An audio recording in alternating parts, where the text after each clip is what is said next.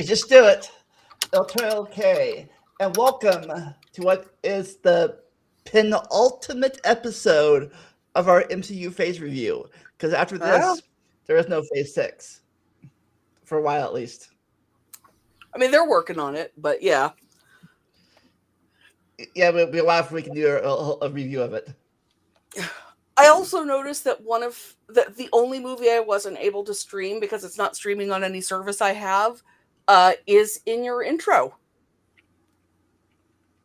Yeah.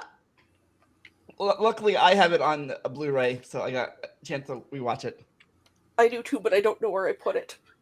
I did everything in my Marvel binge, so I've already seen everything. Yeah, I mean, I've seen it. I just didn't rewatch it.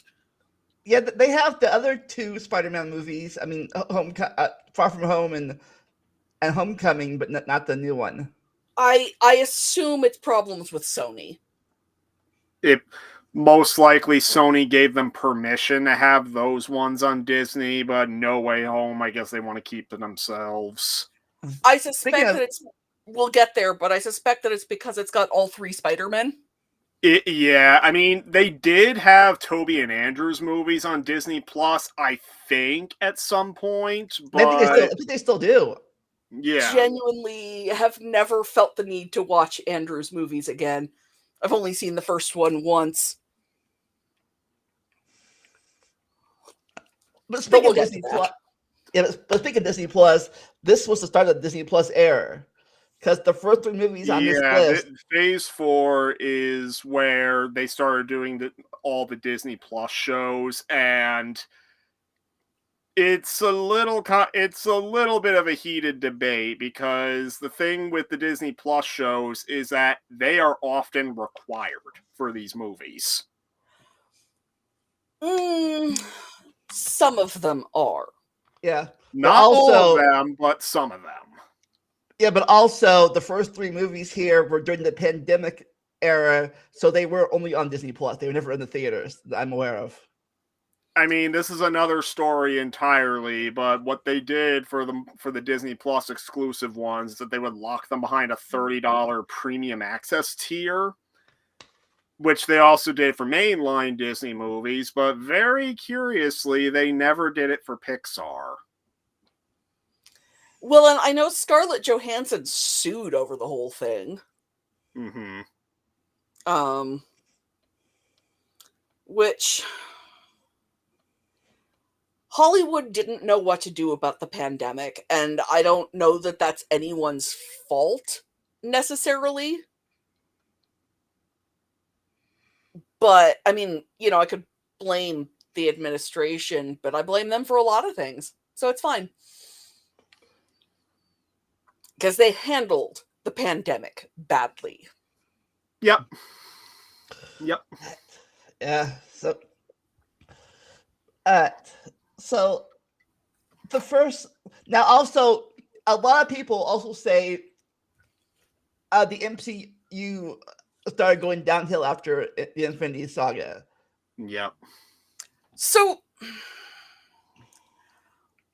there are a couple of movies in this phase that are, let's say, not as strong. But the last movie in this phase is also in my top 5 Marvel movies of all time. MCU specifically, movies of all time. Mm-hmm.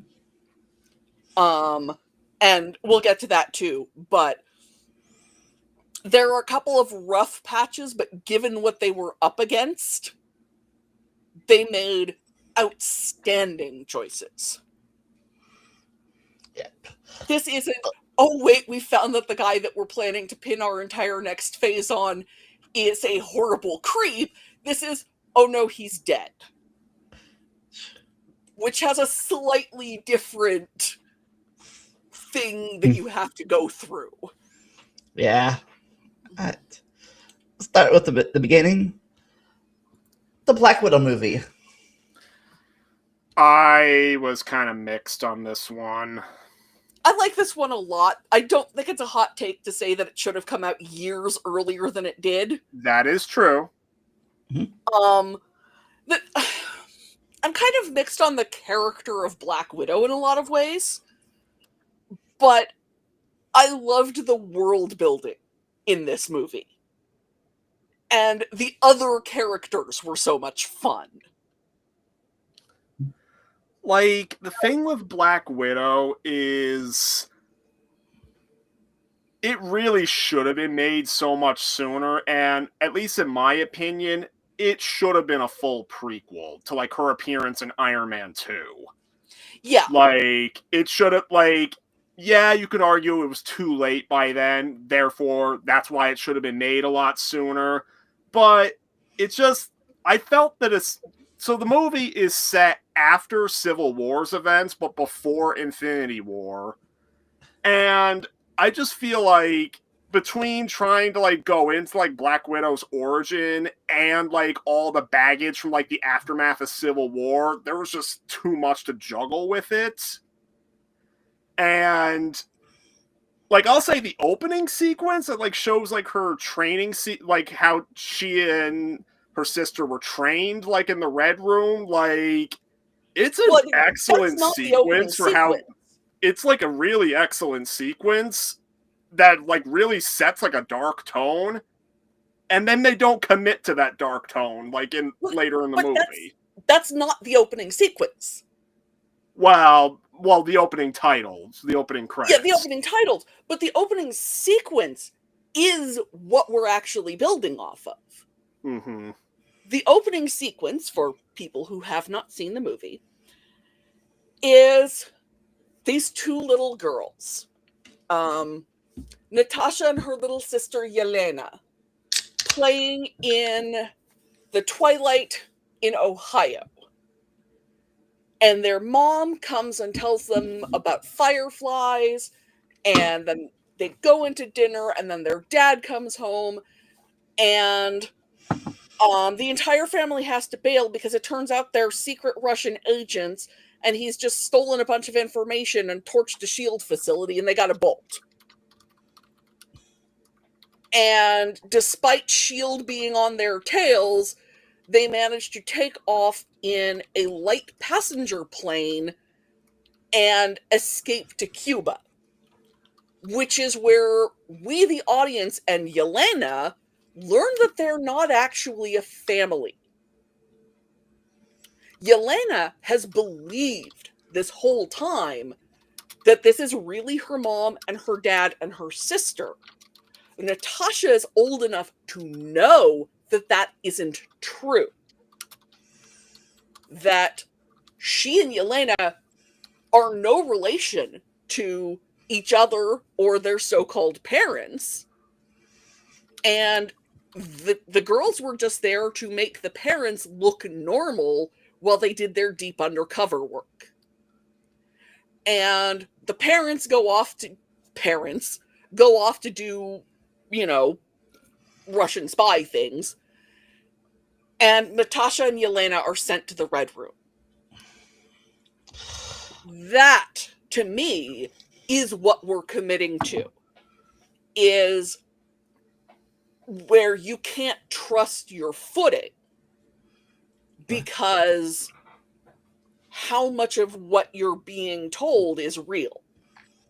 Yeah, we've heard bits and pieces of the Red Room before, but this is our first look into its depths.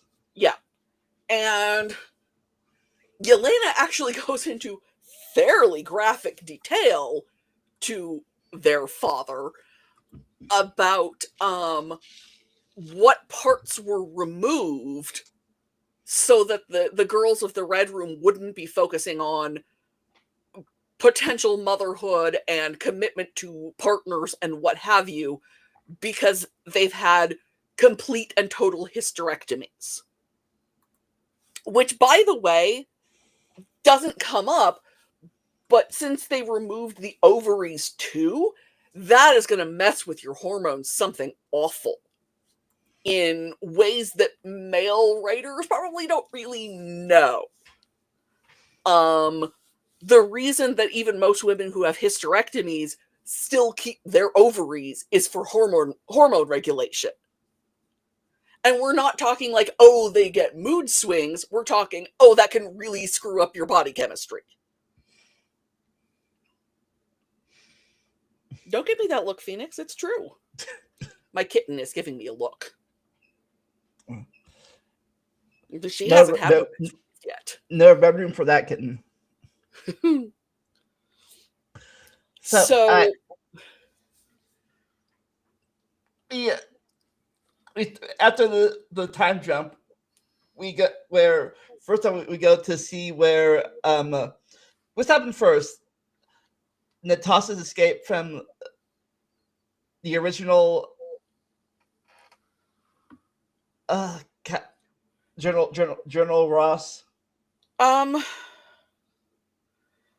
Natasha has by this point escaped from General Ross.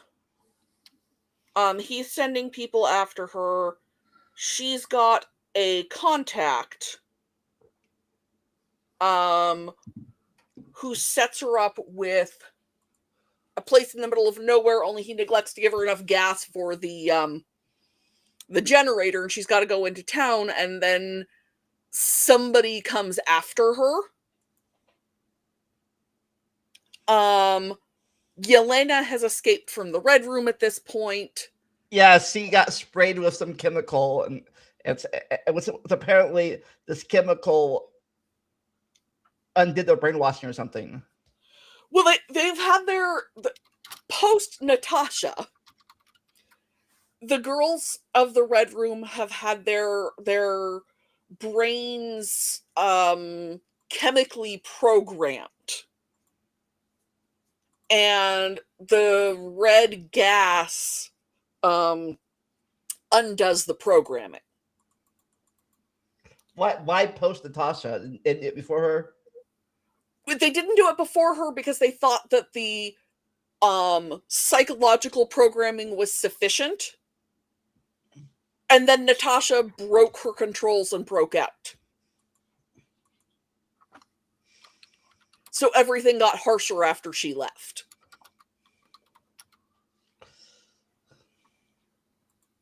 And one of the girls of the Red Room dies to get Yelena free. And so now Yelena is on the run with the force of the Red Room behind her. And Natasha is on the run with the force of pretty much everyone chasing behind her. And they track down their quote-unquote mother, Melina, Oscar winner Rachel Weisz, and break their quote-unquote father, Alexei, out of jail, David Harbour, and decide that what they need to do now, for reasons, is completely and totally take down the Red Room, run by Dreykov, Ray Winstone. It turns out that Alexei is still in love with Melina and still kind of thinks of him, or thinks of her as his wife, and she still kind of thinks of him as her husband. Yelena thinks of all of them as her family because until she was 6, she thought they were. And Natasha is frankly freaked out by all of this. Yeah. Even as adults, kids don't want to think about their parents as having sex. No. Well, it's not just that, it's that Natasha is fairly uncomfortable with emotion in a lot of ways, and there's a lot of emotion happening here. Yeah, the last time in canon that she was officially emotional was with Banner, and how that worked out. Well, I mean, there's all sorts of different kinds of emotion, but it's certainly the last time she was really allowing herself to be vulnerable.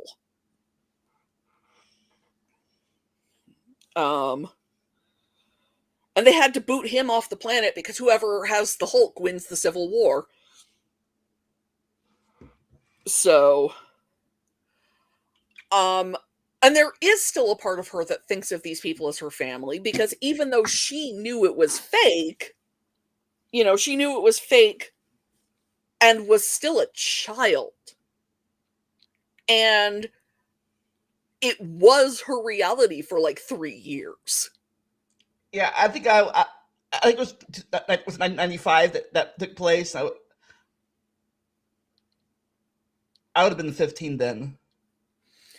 Yeah, that's the year I graduated from high school, so that's the year I turned 18. And Mom was pregnant with me then. Yeah, well, even at 18, 3 years is a lot of your life. So being 8, yeah, she can probably remember before, but that's still a huge chunk of formative years where this is your family.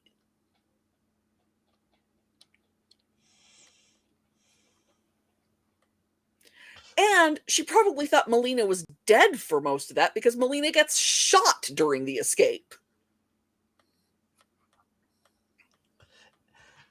Yeah, it turns out her whole life was a lie because she thought that her birth mother had abandoned her.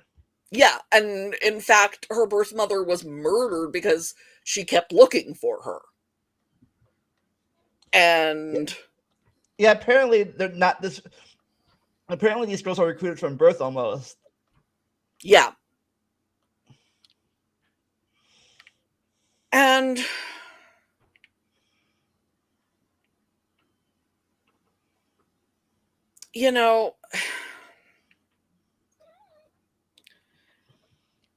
there's a lot of repressed emotion going on. Because I think all 4 of them have reasons to feel betrayed by somebody. And I mean, 3 years spent pretending to be a family, even as an adult, is going to have an emotional resonance. You take care of children for 3 years, those children are going to trigger as yours in a lot of biochemical ways. Even if you know intellectually it's a job, Melina and Alexei have been taking care of these girls when they're sick, when they're hurt, when they're sad, when they're happy. They're experiencing all of these different things. And your brain sends you chemicals when you do that sort of thing. Yeah, I did like when I look at the photo album, and Tessa's like, I remember this day we had to go through like 6 holidays in one setting. Yeah, because they needed the pictures. But you also know that those 3 years they're spending in Ohio, they're actually celebrating those holidays. And on those holidays, the boxes aren't empty because people would notice. I wonder if they were my neighbors. I mean, do they say where in Ohio it is? Nope, just Ohio. So they could have been. It is now headcanon. Yes. They live near me. So I do think that there should have been a Black Widow movie, before they killed the character. But I think one of the big issues with Phase 4 is loss and what we'll do for our families.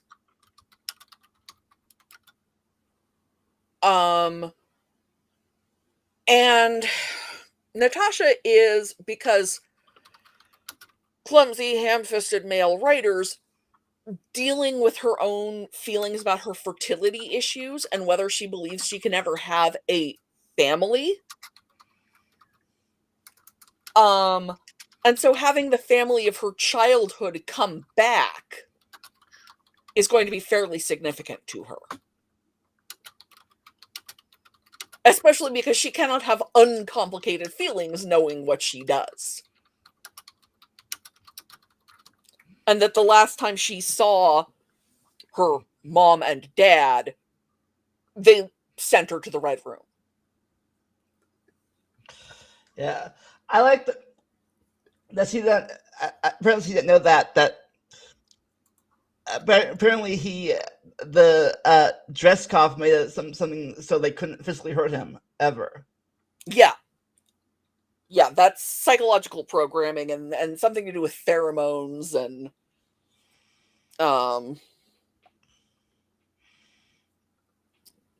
So just and I break your mean, if you're nose. training that many, you know, perfect assassins or whatever, you're going to want to have some safeguards in place so that they don't rebel.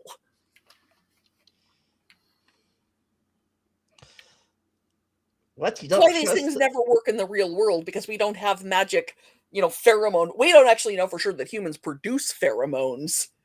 So we can't control people that way. What? You wouldn't trust a bunch of assassins that you trained to kill and tore up their insides? Yeah. I'm trying to find where we are on my. There we go. Okay. Yeah, this one added 3 people to my Oscar BAFTA list: Florence Pugh, Rachel Weisz, and Ray Winstone. Of those, Rachel Weisz is the only winner. And she was in The Mummy. The original one. Ones. Well, I mean, not the original one, because that's 1930 something. But the Brendan Fraser, she's Evie, the librarian from The Mummy. Yeah, the Brendan Fraser ones, and she's coming back with Brendan Fraser in the planned 4th one. She wasn't in the 3rd one, though. Yeah, I'm just always happy when she gets work, or when he gets work, rather, because he's so nice. So was she the wife and the mom in the second one? Yeah. Yeah, and she's the voice of the dragon in Aragon, which is a terrible movie. We also got introduced to was it Taskmaster? Yes. Julia Louis-Dreyfus. No, not her. That. Oh yeah. Yeah, but yeah, her right. too. Dreykov's daughter. Yes, hold on. I'm looking her up, because Dreykov's daughter, who. So here's the thing. She's supposed to be horrifically scarred. And I'm sorry, but I kind of had to squint to see it, because Hollywood does not understand what real horrific scarring looks like, or at the very least doesn't want to portray it. A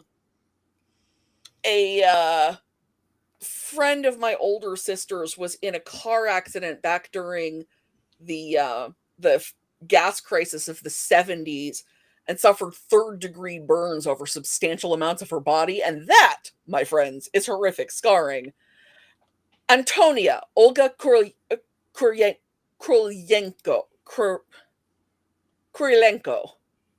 I can pronounce Russian. And that's Dreykov's daughter. And she's been scarred because she was in an explosion that Natasha thought killed Dreykov. She's a Ukrainian-French actress and model. And apparently, I don't know if he already brainwashed her before, but he definitely brainwashed her afterwards. Yes, he did. Yeah, I don't know what's about the character from the comics, but apparently he, she, it, they can copy people's abilities. Yeah. In the movie, she can copy people's fighting abilities. I don't know much beyond that, but we'll see if she comes back, because I'm not going to spoil the end of the movie. Well, okay, I will spoil something. I think she does come back in the new spoilers here for people. She comes back in the Thunderbolt movie. Oh yeah, she does. So she does. That I is still haven't correct. seen it. Time. There's never enough time. Yeah. I've seen Thunderbolts, but I won't say anymore. Yeah. I'll get to it. I think that's phase 5 or phase 6. Phase 5, I believe. You cannot drink my water. Yeah, you have a month. My cat is trying to drink my water. It's fine. Anyways,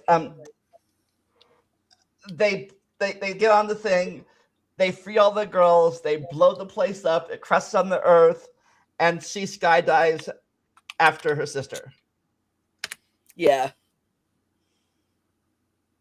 And admits that she sees her as her sister by the end of the movie, which is very important. Yeah, Thunderbolt is the last movie of Phase 5. So, wrapping this episode up, Elena goes to visit her sister's grave, or at least where she's not her sister's memorial. Yeah. Let's say. I believe the technical term is cenotaph. And that's where we meet the Dreyfus character. Yeah. Who's hired him. And which is kind of almost, which we get to we're not going to talk about fully, but it's the first connection because it's almost like a prequel to the Hawkeye series. Yes. Which I quite like, I have to say. Since he says, this guy killed your sister. Which is technically true. And as I established last time, I still thought he should have died. Yeah. And I've only seen parts of the Hawkeye. I haven't seen the whole series yet, but I do know Elena makes an appearance in that series. Yelena is pretty consistently in that series, and that show's really fun. So it's not really a good. That really need to watch a connection, but it is a connection. No, there is a connection, but the Hawkeye show doesn't really connect to anything that I've seen yet. It's just, it ties into various things, but it doesn't feel like it's essentially connected to anything.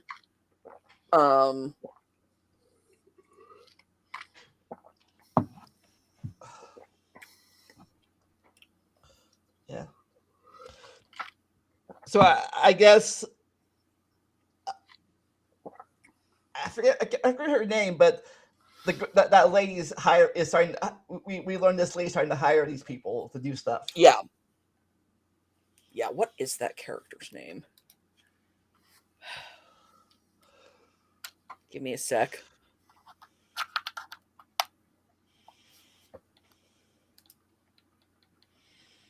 Yeah, and the whole thing got kind of screwed up the whole Phase 5 got kind of screwed up by the strikes and the whole Jonathan Majors thing. And yeah, Phase 5 had problems. Not all of which were Marvel's fault.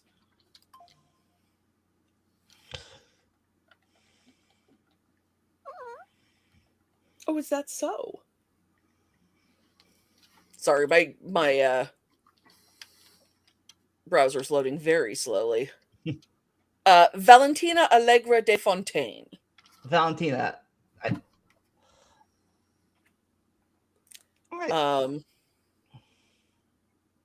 Yeah. So let's go on to the next part that also brought back Blast from the Past. Shang-Chi. 10 Rings. Oh, Shang-Chi. Shang-Chi, like, the first 5 minutes or so didn't sell me, but then that sequence on the bus happened, and yeah, I really like Shang-Chi. Greatest fight sequence in the MCU is that bus fight. Mm-hmm. Like, I like a lot of this movie, but the bus fight is the greatest fight sequence in the MCU. Mm-hmm. Like, really, my only complaint is that, like, the MCU humor, like, which is a problem throughout Phase 4, but the MCU humor gets a little bit too much at points, but, like, other than that, like, I really liked everything they did with this movie.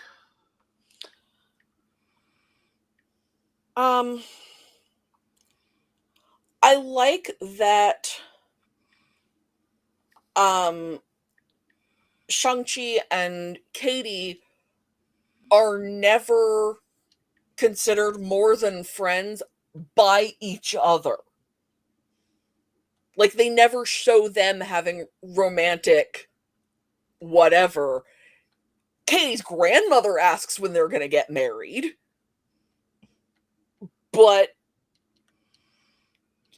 it's not like, oh, you're my best friend and I love you. And I like that. I also like Katie as a character a fair amount, and I think my son would identify with a lot about her. The idea that she's never really tried at anything because she's afraid of not being able to be as good as she wants to be.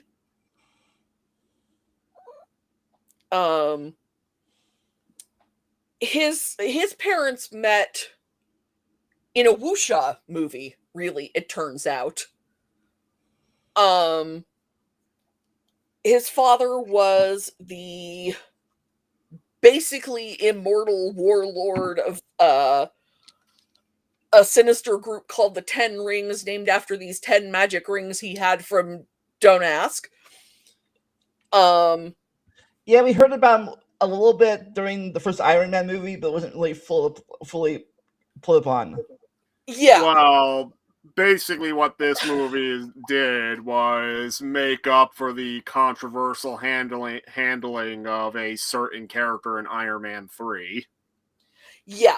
So the Ten Rings are the group that has Tony hostage in the first Iron Man movie. Is that the real Ten Rings? Is it not? That, as far as I know, is still an open question. But in Iron Man 3, they introduce the Mandarin, who is supposed to be the leader of the Ten Rings, who in the comics is a really horrific Asian stereotype, and in the movie was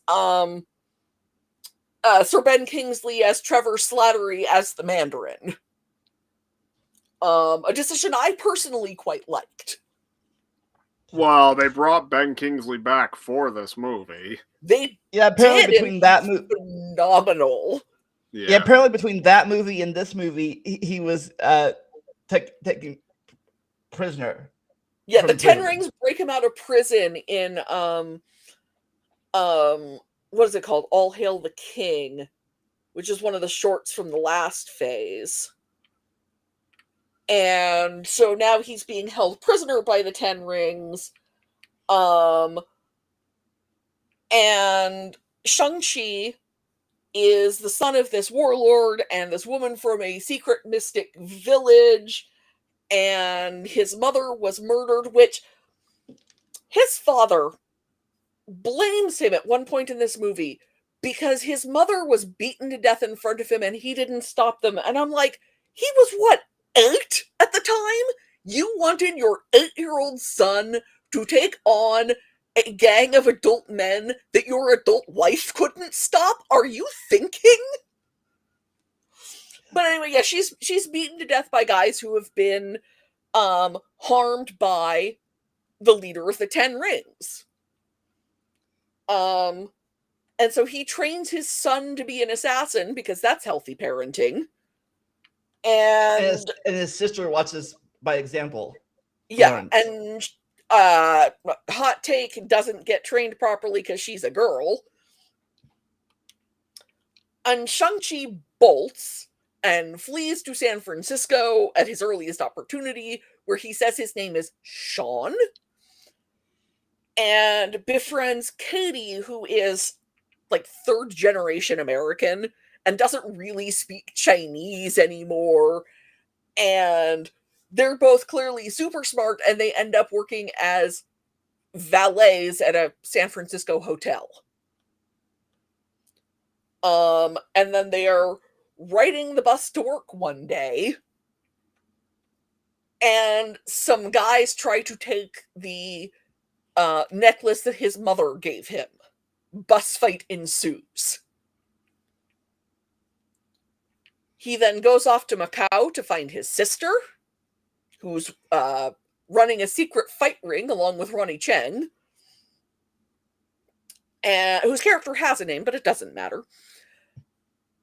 And what with one thing and another, they have to go to their mother's village to stop their father from unleashing a demon that will take over the world.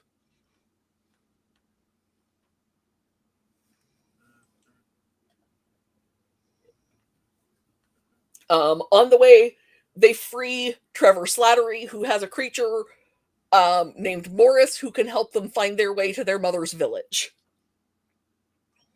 And their aunt turns out to be Michelle Yeoh. Apparently, it's not his wife calling him. Meanwhile, he thought his wife was calling him to let her free. It wasn't his wife. It was a demon. Yes.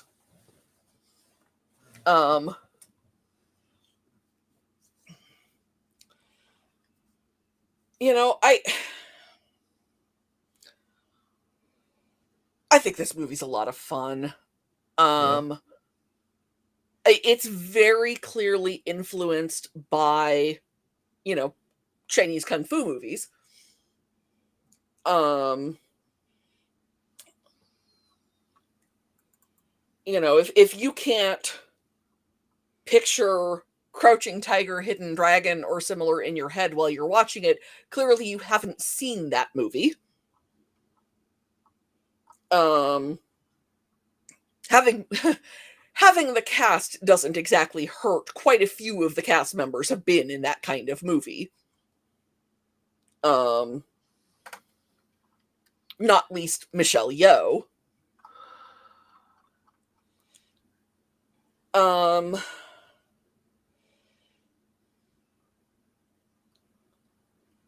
And again, it's how are these people dealing with grief? You know, do you let it consume you alive? Do you let it make you ignore your better judgment? Mistreat your children? Oh my God. You know, what do you do with your grief? Now that you mentioned this, I didn't realize this until you mentioned this. Like almost all these movies had to deal with in this phase where I had to deal with grief. Yeah. Yeah, they do. Even when you don't think they do, it turns out they do. I think a lot of the phases have a theme that you can pick out if you know what you're watching for. I don't know how often that's intentional. Given behind the scenes of Marvel, I'm not sure very often. And honestly, a Black Panther sequel was never going to be about anything else. And we'll get to that, but you cannot continue those movies without grief. But one of the things this movie does is, yeah, it's got your standard dead mother to give everyone motivation, but then it makes everyone actually have to process the fact that this woman has died, and what does that make them feel, and how are they responsible for what they do themselves.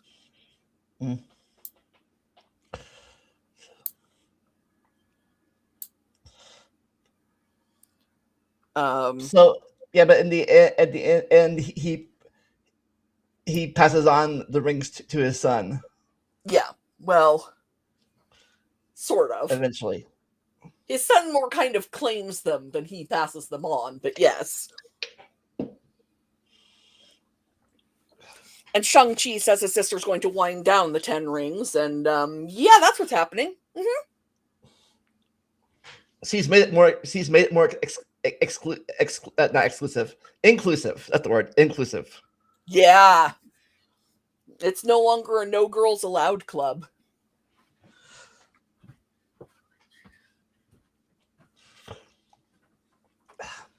Do you know who would make? Yeah, it's a good. Well, it's good. It's funny that luckily for her, a lot of free women have just be couldn't fight that's been available. Yeah. I'm sure there are a lot of women who can fight who'd like to be, more involved in making decisions about who they fight. Yeah, former Red Ribbon lady, maybe.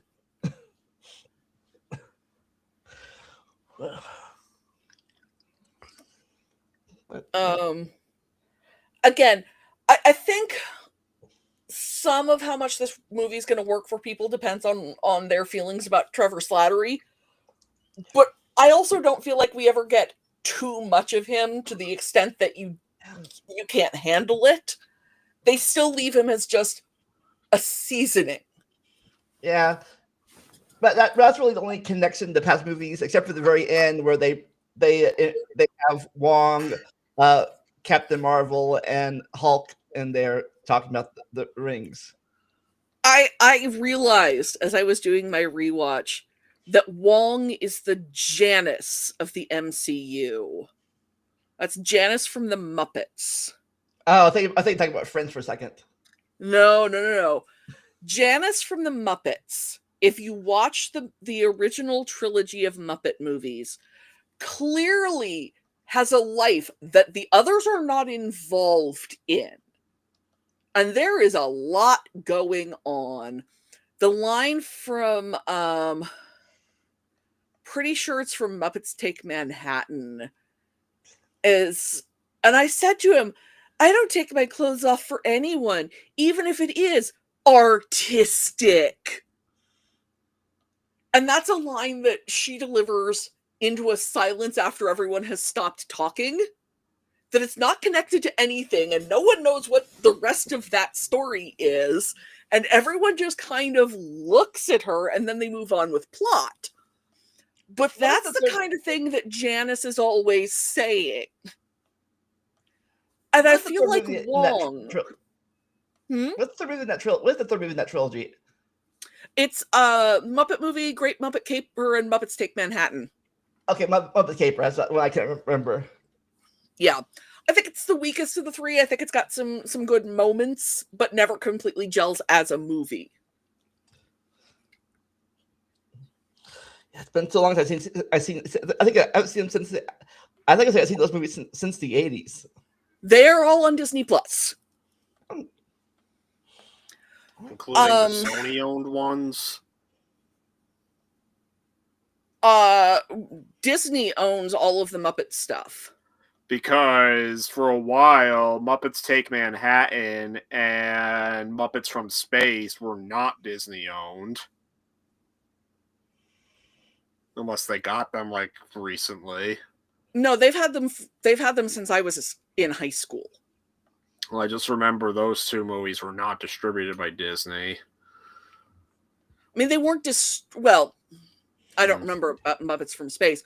Muppets Take Manhattan wasn't distributed by Disney because Disney didn't own the Muppets yet at the time. I know the original Muppet movie and Great Muppet Caper do have DVDs and Blu-rays from Disney. In fact, my Blu-ray of Great Muppet Caper comes with Muppet Treasure Island. Yes, but so do... the DVDs I have of Muppets Take Manhattan and Muppets from Space are from Sony. I don't know what to tell you because Disney was in the process of buying the Muppets at the time that Jim Henson died in the late 80s, early 90s. And Muppets Take Manhattan had already come out at that point and would definitely have been any deal that Disney had with the Muppets. because when I went to Disney World in '93, the Muppets already had a Muppets was already there as a ride, and Muppet Vision, yeah, which sadly closed not that long ago. Yeah, was at the time was called MGM Studios. Yeah, I have a friend who was at the final show of Muppet Vision 3D, which had no cheap 3D tricks. The response to that is, did someone say cheap 3D tricks? But Wong is in this movie because it turns out that he and Abomination have been staging fights in Xiaoling's secret Macau fight club, which was the connection to the Seahawk series. Yeah.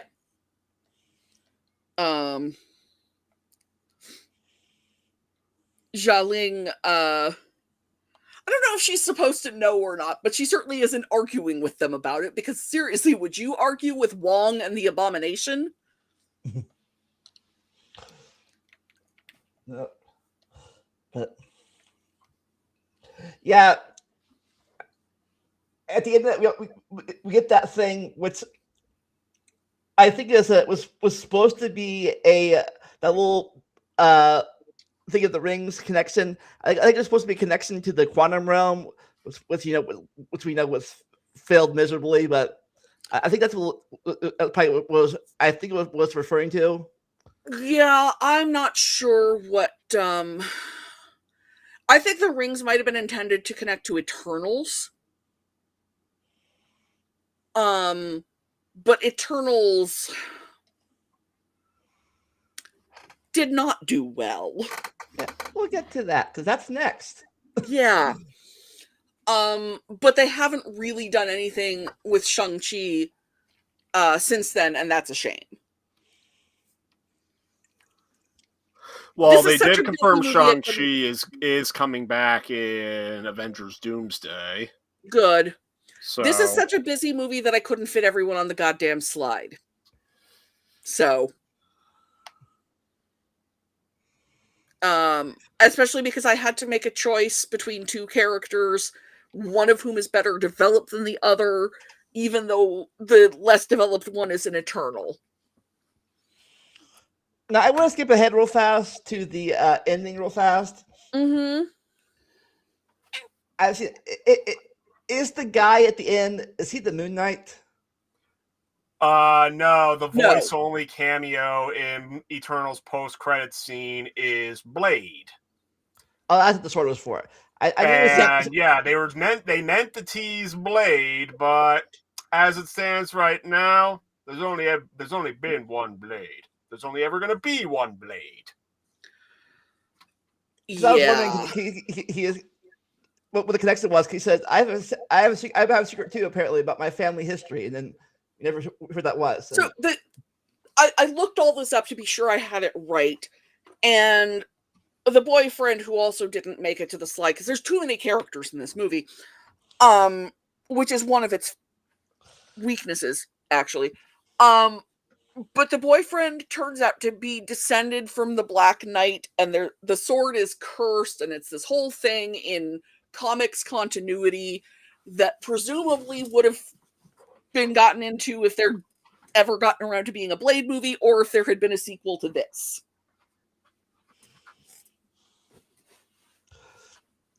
Right, so apparently these guys, the Celestials, give birth to planets, and these guys make sure that the planet survives to give birth to. Yeah.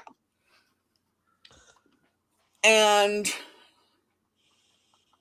they are carried down in Earth's history as figures of myth and legend, and they are immortal, and they are on this planet waiting for the thing that they're waiting for,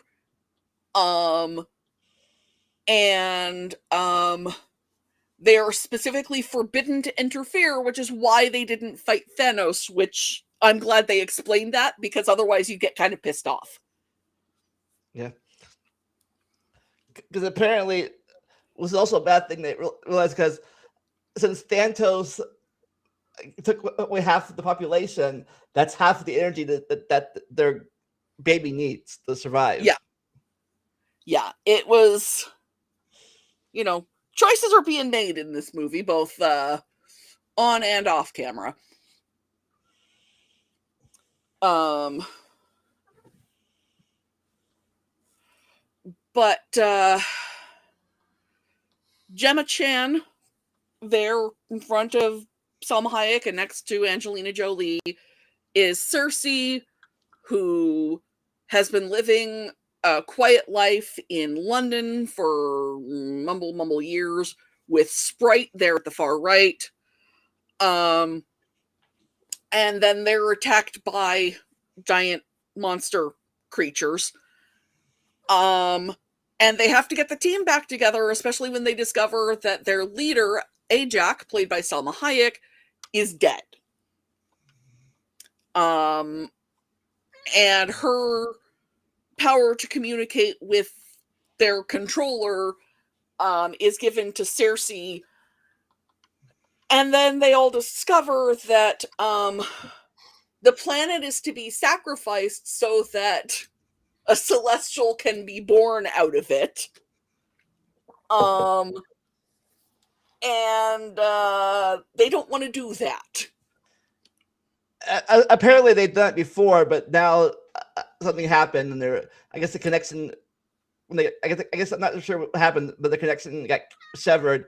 It made them have a conscience or something. Well, they didn't realize that all the people had to die for the celestial to be born, I think, was the issue. I was wondering, because it seemed like they'd done it before a few times at other planets. They kept having their memories wiped. Oh. Yeah, they knew they'd done it before, but the thing is a brain can only be so big and hold so many memories. And so if you live for too long, then you're overwhelmed. And you start losing important bits. And so after every mission, their memory would be wiped because they simply couldn't hold, more than about 7,000 years worth of memories. Only something goes wrong with Thena and she starts remembering.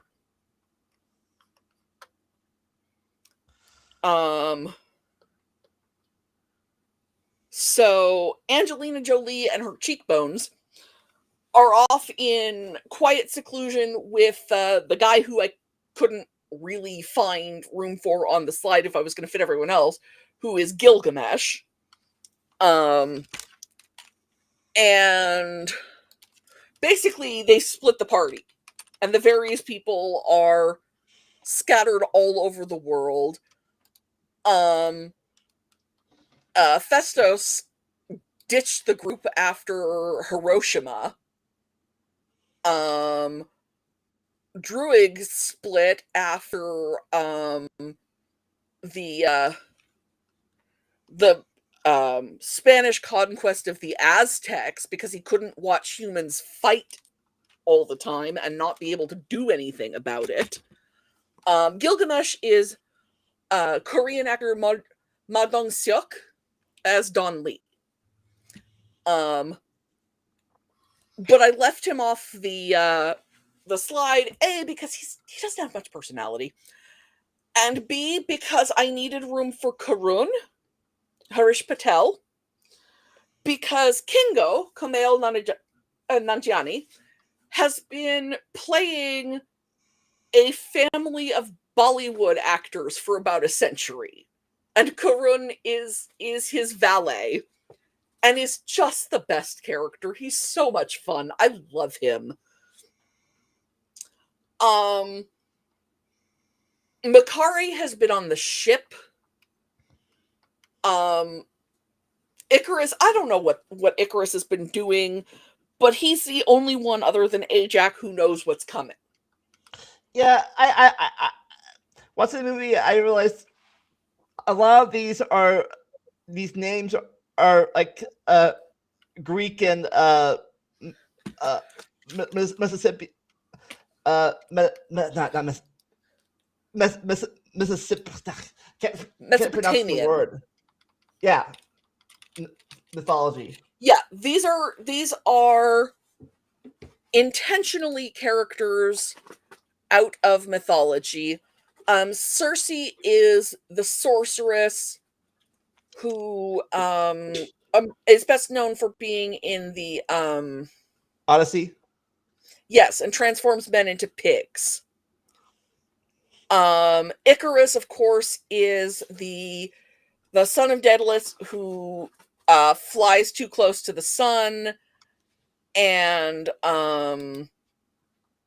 crashes into the sea. Kingo, I'm not sure who Kingo is named after, actually, and Wikipedia is not helping me. Sprite is just, a creature. Like a fairy or elf. Festos is Hephaestus. I'm also not sure who Makari is supposed to be. Druid, I feel like I should know, but it just sounds like druid to me.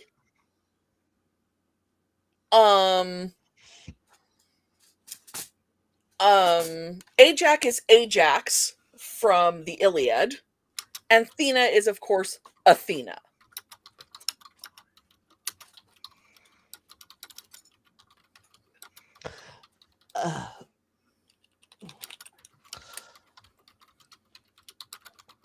And we don't learn this here, but we learned this in the future. Apparently, the Celestials are made out of aditanium. Yeah.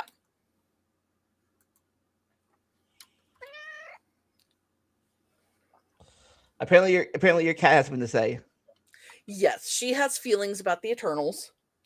At the time the movie came out, my son got a Happy Meal toy of Icarus, who you pulled a little switch on his back and his arms went up and down.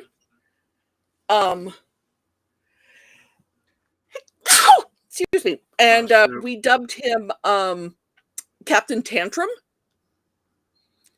because it was funny.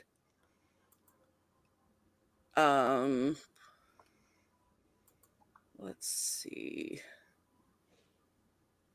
Are you going to give me any useful information about the character name?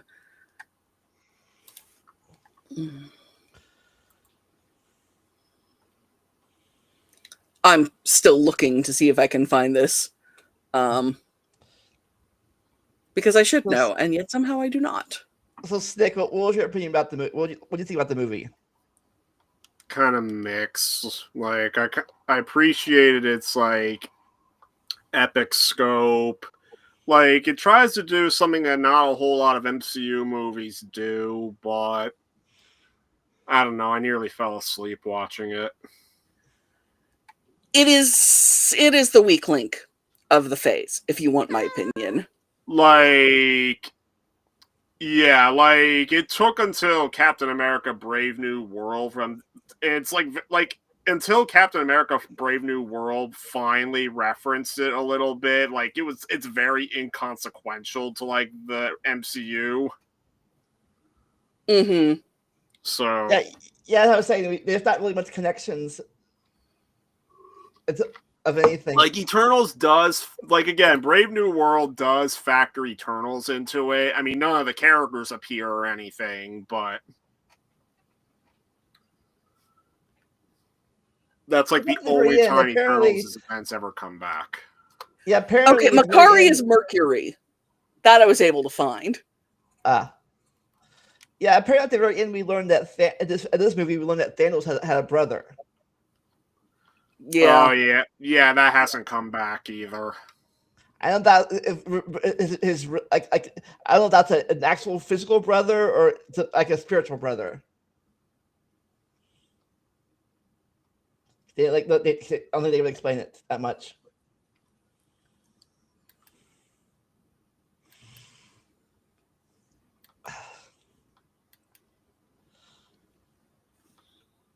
But at the end, another Celestial grabs them all and says, "Time to judge you guys for what you did," and they never see him again.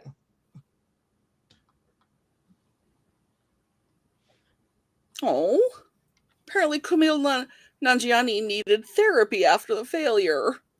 Poor baby. Yeah, it's not a good. I mean, I don't hate the movie. I'm not a huge fan of it. Yeah, but goodness knows there are worse movies. And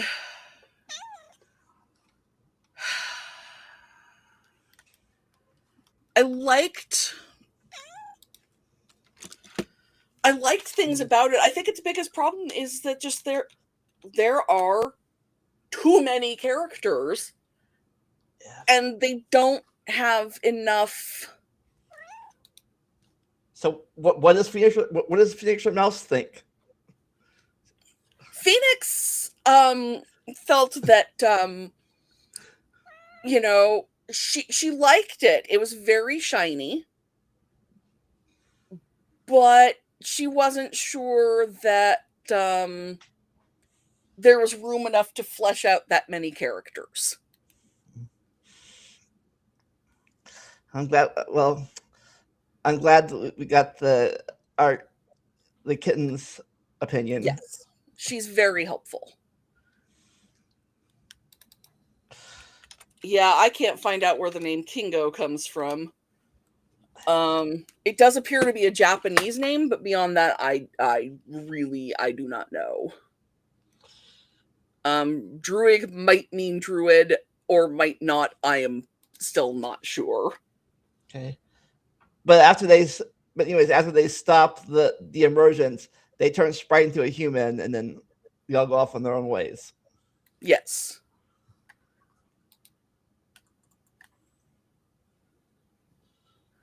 Okay, Kingo is Kingu, apparently.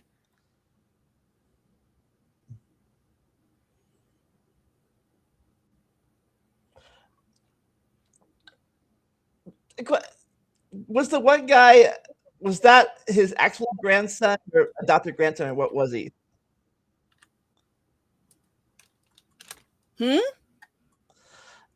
One of them was raising a kid. Oh, it was his kid, but how parentage worked, I don't know. But then, since the kid had two dads, does it? I didn't know if he adopted him or physically gave. It's more likely, if you want my opinion, that the kid is biologically his partner's. Because let's be real here, they would have to choose one of them to be the kid's father regardless. So either the kid was adopted or it was his partner's biological son had with some sort of surrogate. Okay, or possibly from a previous relationship. I think they could have kids. That's the whole point of what's the end becoming human. Well, sure, but his partner's human.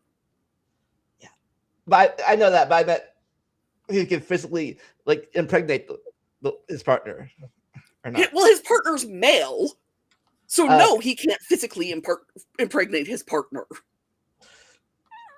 because they're the first gay couple to be prominent in a Marvel movie. So it's his husband and their son. So you figure either it's the partner's biological kid or else the kid is fully adopted. They'd have to figure all of this out even if he weren't an Eternal. True. But yeah, this is... They, like you said, they really... this is almost like an adventure movie of how many characters there are in here. Yeah. This is the first Marvel movie to have a gay major character who gets a, non-snapped partner and family and everything. And we never see him again. And we never see him again, though that's not entirely Marvel's fault. The movie did not do very well. Okay. We go from a movie that did pretty poorly to a movie that did pretty well. Yes. Yes. First movie back in the theaters. Yeah.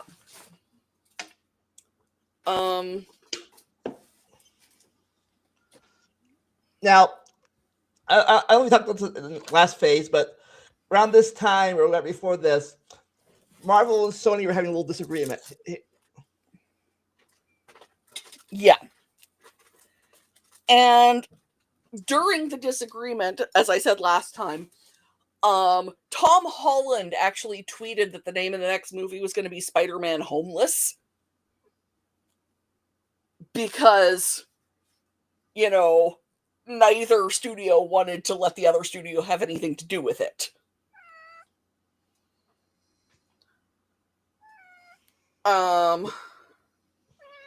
Yes, I know, baby. But He's upset about that too. Yeah.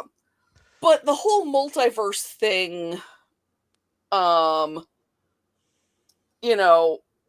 which they were starting to do but hadn't really fully launched into yet. Okay, so the plot of this movie exists because neither Peter nor Doctor Strange thought to think out exactly what they were planning to do before they changed the entire universe. Let's be very, very clear on this fact. Yeah. Peter kept changing. Huh? Yeah, I said, yeah, they both did, but I blame Strange a little bit more than Peter because Strange is a literal grown-up. Yeah. Yeah, like you could understand Peter not really thinking things through, but if you're, the head of the New York Sanctum and the former Sorcerer Supreme and a board-qualified surgeon and, again, a literal grown-up dealing with a legal child, it's your job to be the responsible one in the situation. Yeah.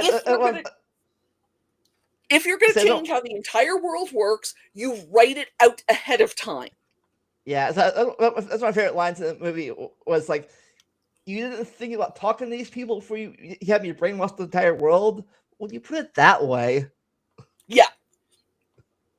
No, but the thing is Doctor Strange still went along with it, so he's gotta hold that responsibility too. But anyways, the movie literally takes place right after Far From Home ends, pretty much. Yeah. And Far From Home ends with, it turns out that Mysterio, whose first name I can remember, but his last name I can't, and my brain is giving me... Quentin Beck. Okay, yeah. My brain is telling me Quentin Crisp, who is someone very, very different. If you know, you know. But, Quentin Beck has dropped a faked video revealing that Peter is responsible for all of Quentin Beck's shenaniganery and revealing Peter's identity. And so everyone thinks that Peter is a supervillain who killed Mysterio. And Peter's a little overwhelmed by that because he's a literal child.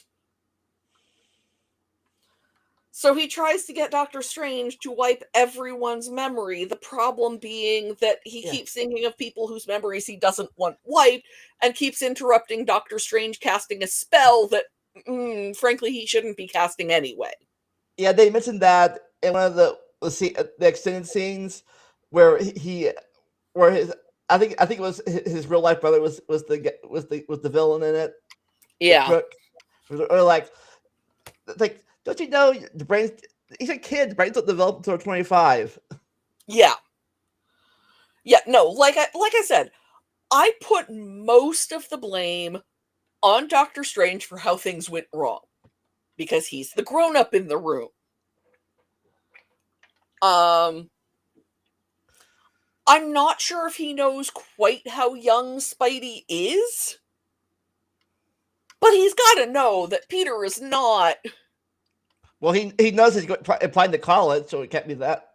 Yeah, Peter barely looks old enough to shave. And I know how old Tom Holland is, but I stand by this. And so, basically, Doctor Strange breaks the universe. Yeah. Did you see this movie? Did you see this movie in the theaters when it came out? I did not. Yeah. I wanted to. Not before, but I think I saw it the Tuesday it came that week that I saw it that Tuesday that came out, and then so I was there for the when they did the audience cheered when they did the cameo of Daredevil cameo. Yeah. Yeah. Yeah, Daredevil's cameo like reaffirmed the Netflix shows were canon, and then later the Hawkeye show had Kingpin return. And then, boy, is Daredevil in She-Hulk. Yeah, Daredevil is in She-Hulk, and then later they just revived Daredevil outright. Yeah. Where Punisher also came back. They've confirmed Jessica Jones is coming back in the second season. And the Yeah, only one I'm curious about is Iron Fist, simply because this feels like a good way to retcon Iron Fist. Yeah, so far there's been no word if we're going to see Luke Cage or Iron Fist again, but I'd love to see Luke Cage because I really liked the Netflix Luke Cage, both the actor and the character, and I liked the show. It had weak moments, but I liked it. But man, Iron Fist was not good. Yeah, but like I said, you could tell once they appeared, you could tell the audience was like into it. Yeah, no, and one of the things I have to say I really appreciate about No Way Home is that while they were filming, because breaking the universe involves dumping Tobey Maguire and Andrew Garfield into Tom Holland's universe, while they were filming the movie, they took the time to do a publicity still with the 3 Spider-Man masks off pointing at one another. Yeah. Which... I mentioned that to my partner, and he's like, well, I mean, it wasn't the whole point of making the movie in the first place. It's like, a little bit, yes. Well, in the lead up to the movie's release, while they did reveal, like, villains from, like, Tobey and Andrew's movies were going to be in, they were completely hush-hush on whether or not we would see Tobey and Andrew themselves. Yeah, and but just because they didn't...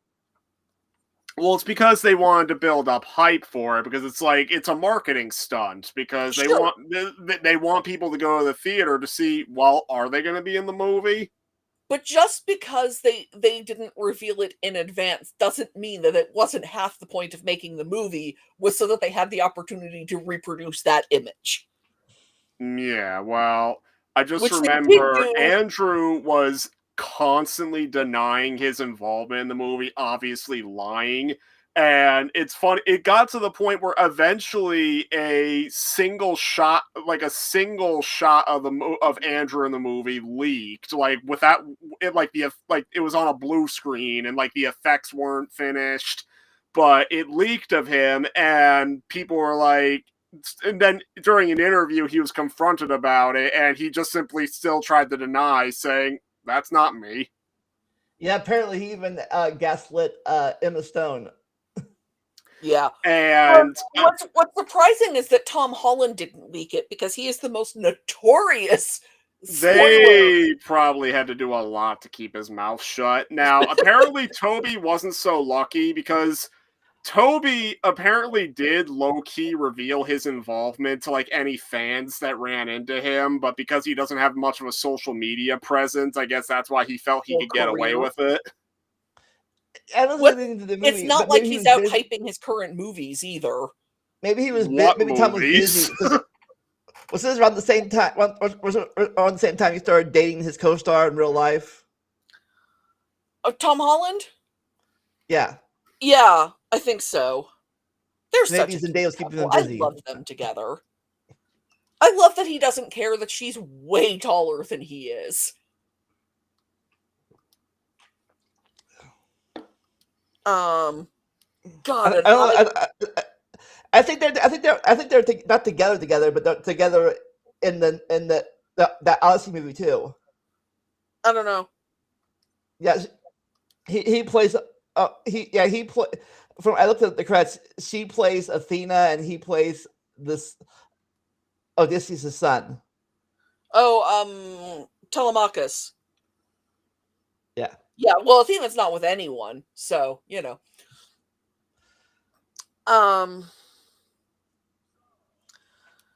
So, one of the valuable lessons we learn in this movie is that you really shouldn't trust Norman Osborn.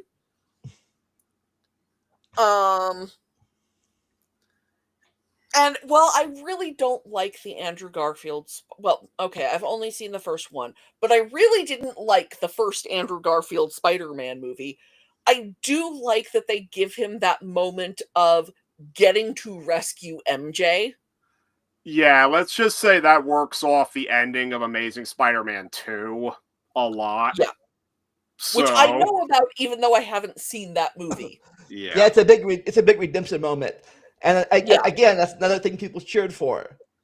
The line about how he is an amazing Spider-Man kind of grated because I don't think he is. My review of the first Amazing Spider-Man movie is called The Meh Spider-Man because I just don't like Andrew Garfield much in the role. But I know that that's a me thing and it's fine. Like, you like him as an actor at all, or just in this role? I haven't seen a lot that he's done. I'm gonna be real honest here. I'm gonna look up what he's done and see how much of it I've seen.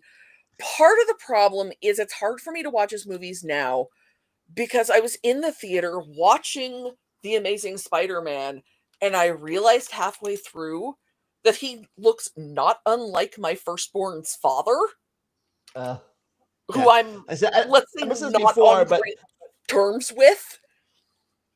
I've said this before, but I did not watch these movies when they first came out because, one, the Tobey Maguire's Spider-Man burnt me out, and two, I knew what happens to Gwen, and I did not want to see it at the time.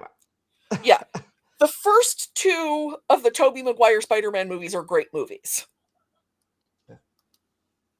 But anyways, a lot of people at the time said the third Tobey Maguire movie was too loaded with bad guys.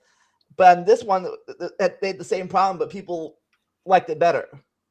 Well, I don't know if it was the story itself or what, but it's partially the story. Because they actually do something with all those bad guys. Like, it feels more organic as opposed to, hi, we have way too many bad guys because of studio interference.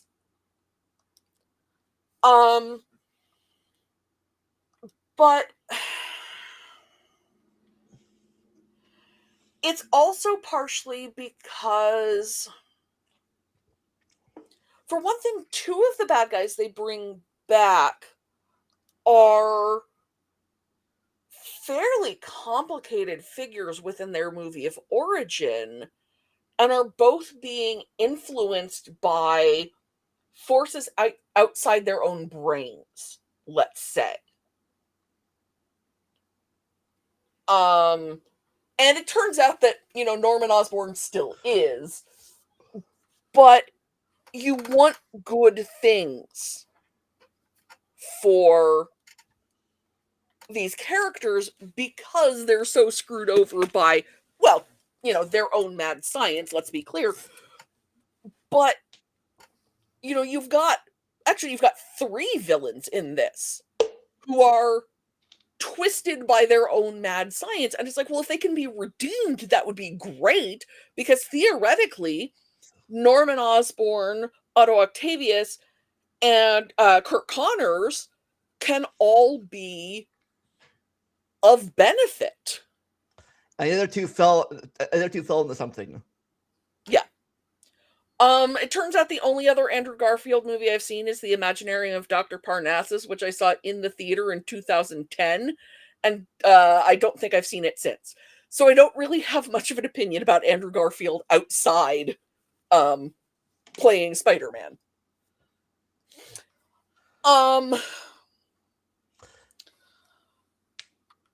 That's very story. Real fast. Let me do this, but I saw this meme. I think I shared it on Dapper's Discord too. But how all 3 of the love interests in these movies have went on to play tennis, being tennis movies. Yes. I think the only tennis movie I've seen with one of the love interests is Challengers, which is very gay. And I really liked it. And Was that the Zendaya one? Or in it. Huh? Was that Zendaya? Yeah. It's referred to in my film circle as the gay tennis movie. Not without cause. I think it might be the bisexual tennis movie. But, yeah, it is. I don't know they're going to bring it up in the future movies because what's happening. But we learned that Ned has Doctor Strange powers. Yes, and apparently he's better at it than he was. He's better at it than he was.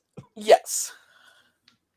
But yeah, one of my jokes was that there in Challengers, tennis is a metaphor for sex, because it's clearly not the other way around. Sex is the important thing in that movie. Anyway, yeah, so Ned, I assume, is going to come back in a later MCU movie, being trained by Doctor Strange or Wong. Yeah. God, Ned and Wong, that would be fantastic. Oh, want that. I have to believe that MJ is coming back. I think they confirmed she is in the new Spider-Man that's coming out.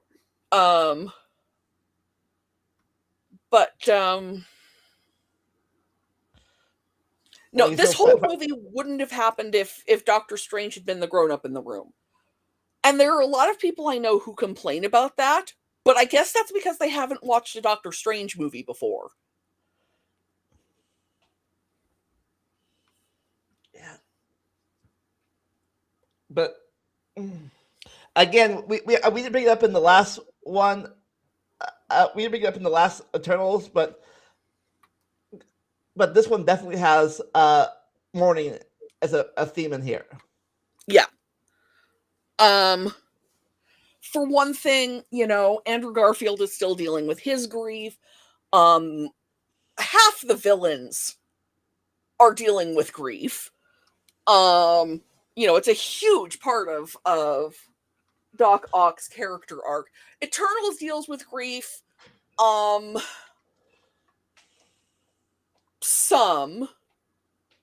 For one thing, Salma Hayek's character dies. But this one, yeah. And then there's a little bit of talk about Uncle Ben, and then, let's be clear, Aunt May gets fridged. I do not like what they do with Aunt May in this movie. Yeah, she's the Uncle Ben in this series. Yeah, and I don't like it. It's unnecessary. I don't know. I don't know if that better or worse if Peter, if she was still alive and she forgot Peter too. I don't know, but did Marissa Tomei just want paying too much? I don't know. Or I think that's one to have Peter be alone. Yeah, or future. maybe they wrote themselves into a corner. That wouldn't surprise me.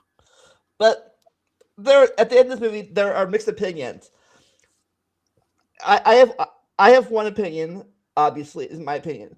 A lot of people think Peter made the right choice to break his promise.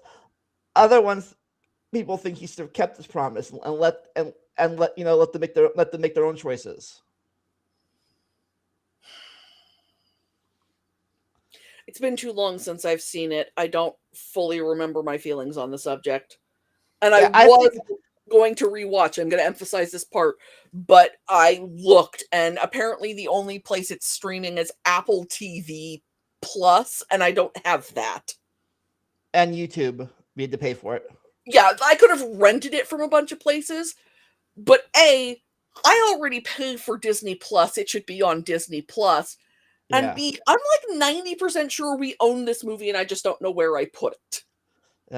But at the end, when they're making the thing, he says goodbye, and he said, and Ned says, "Come find us, all right?" And Peter says, "I promise." And MJ said, "You better, or I'll figure it out. I did it before. I'll do it again."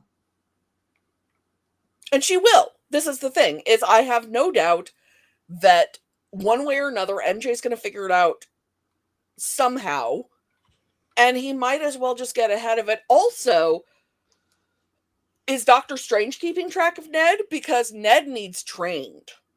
Yeah, except the problem is I don't know if he remembers Ned or not because he knew Ned through Peter. So Yeah, he doesn't know Peter. I don't know if you remember my problem with the last Spider-Man movie, but it's that no one was the grown-up in the room and thought to train Peter. Yeah. That was my problem with the last Spider-Man movie. That was my problem with the Spider-Man movie before that. Be the grown-up in the room and don't expect Peter to be a grown-up. Yeah. So somebody needs to be the grown-up in the room and get Ned training, but if they don't know that Ned can do the thing, how's Ned going to get the training? So yeah. But at the end, Peter goes to the coffee shop, ready to tell him, sees a bandage on her forehead, finds out they both got into MIT, and it's like decides, you know what, I'm gonna keep them safe, pretend I don't know them, and walk away, let them live their own life. But the thing is, it's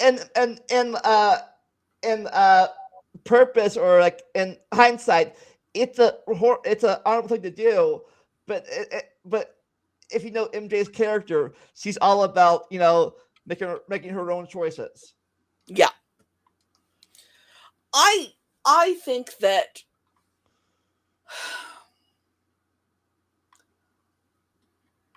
either way he's making choices for them. And that's what people are divided on. People think,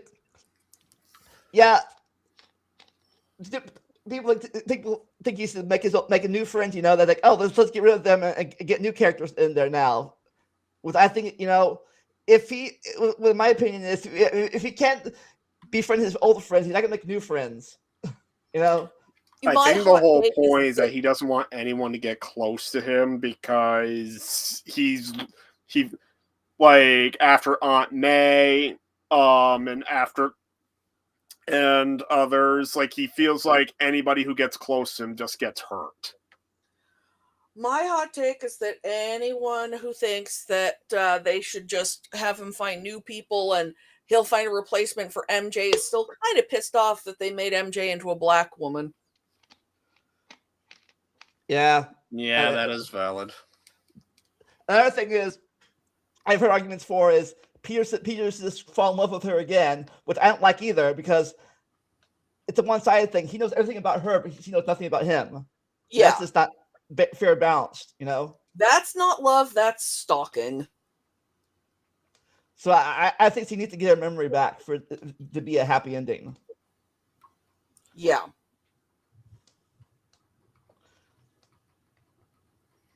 But yeah, apparently it's a 4-year time skip for the next movie. So they, about this point, they already graduated from college. From what I hear. We'll Anyways, find out. at the end of the movie,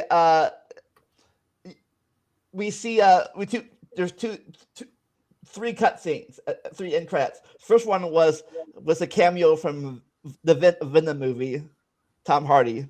Yeah, the only thing important about it is that when he's teleported back to his own universe, freaking he leaves a part of the symbiote behind. No idea that's going to factor into anything. Yeah, in the original release, we saw a trailer almost for next movie, Doctor Strange. But in the re-release, they redo stuff so they can see Peter's videos of Peter blocked out of the camera. So we see like Peter's like either cropped out or his face is covered up with birds. See how the spell works.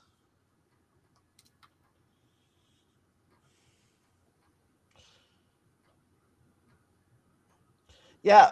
Also, apparently, the guy who played it was the lizard and the Sandman were the CGI things. Well, they got the original actors back to do the voices of them, but the thing is, they had to digitally de-age Alfred Molina and Willem Dafoe for Doc Ock and Green Goblin, and they would have also had to digitally de-age the other two. So they went the cheap way, and they had them in their CG forms for the entire movie. And like for the brief scene where you see them cured, they just cleverly inserted archive footage from their original movies. Because digital de-aging ain't cheap, and they were saving on budget. Well, and frankly, digital de-aging looks fake. Plus, I think this all was filmed during. I think I could be wrong, but I think this was all filmed during the pandemic. It was filmed during COVID, so that could have also been a factor. But yeah.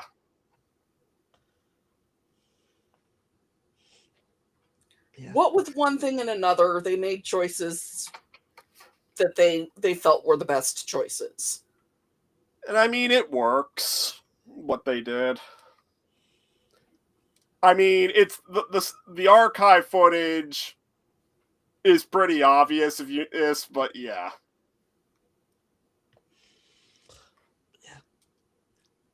But the end, like no one knows him, and he's pretty much starting over.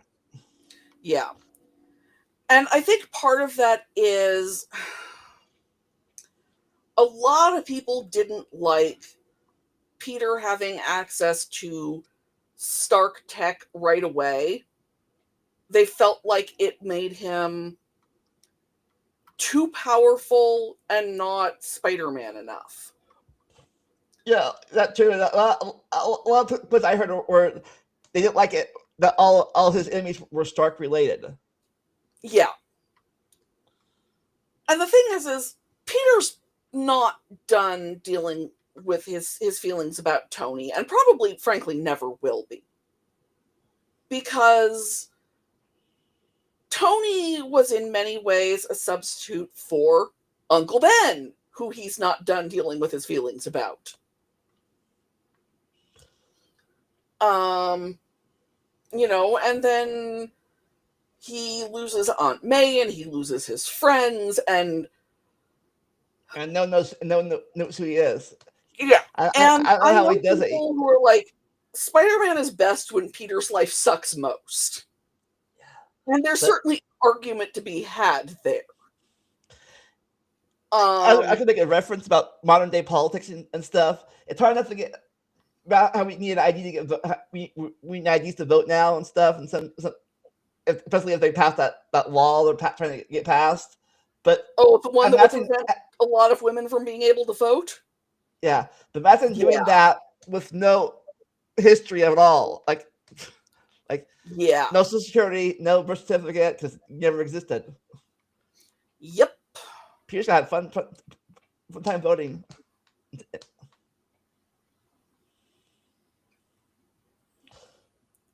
Yeah.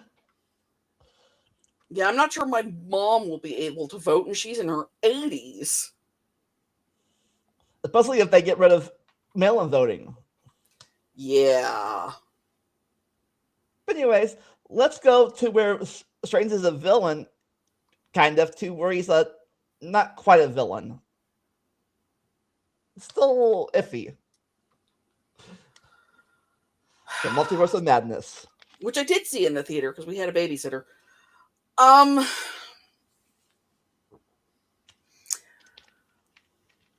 My biggest issue with this one is that the writer should have watched WandaVision 2 or 3 times.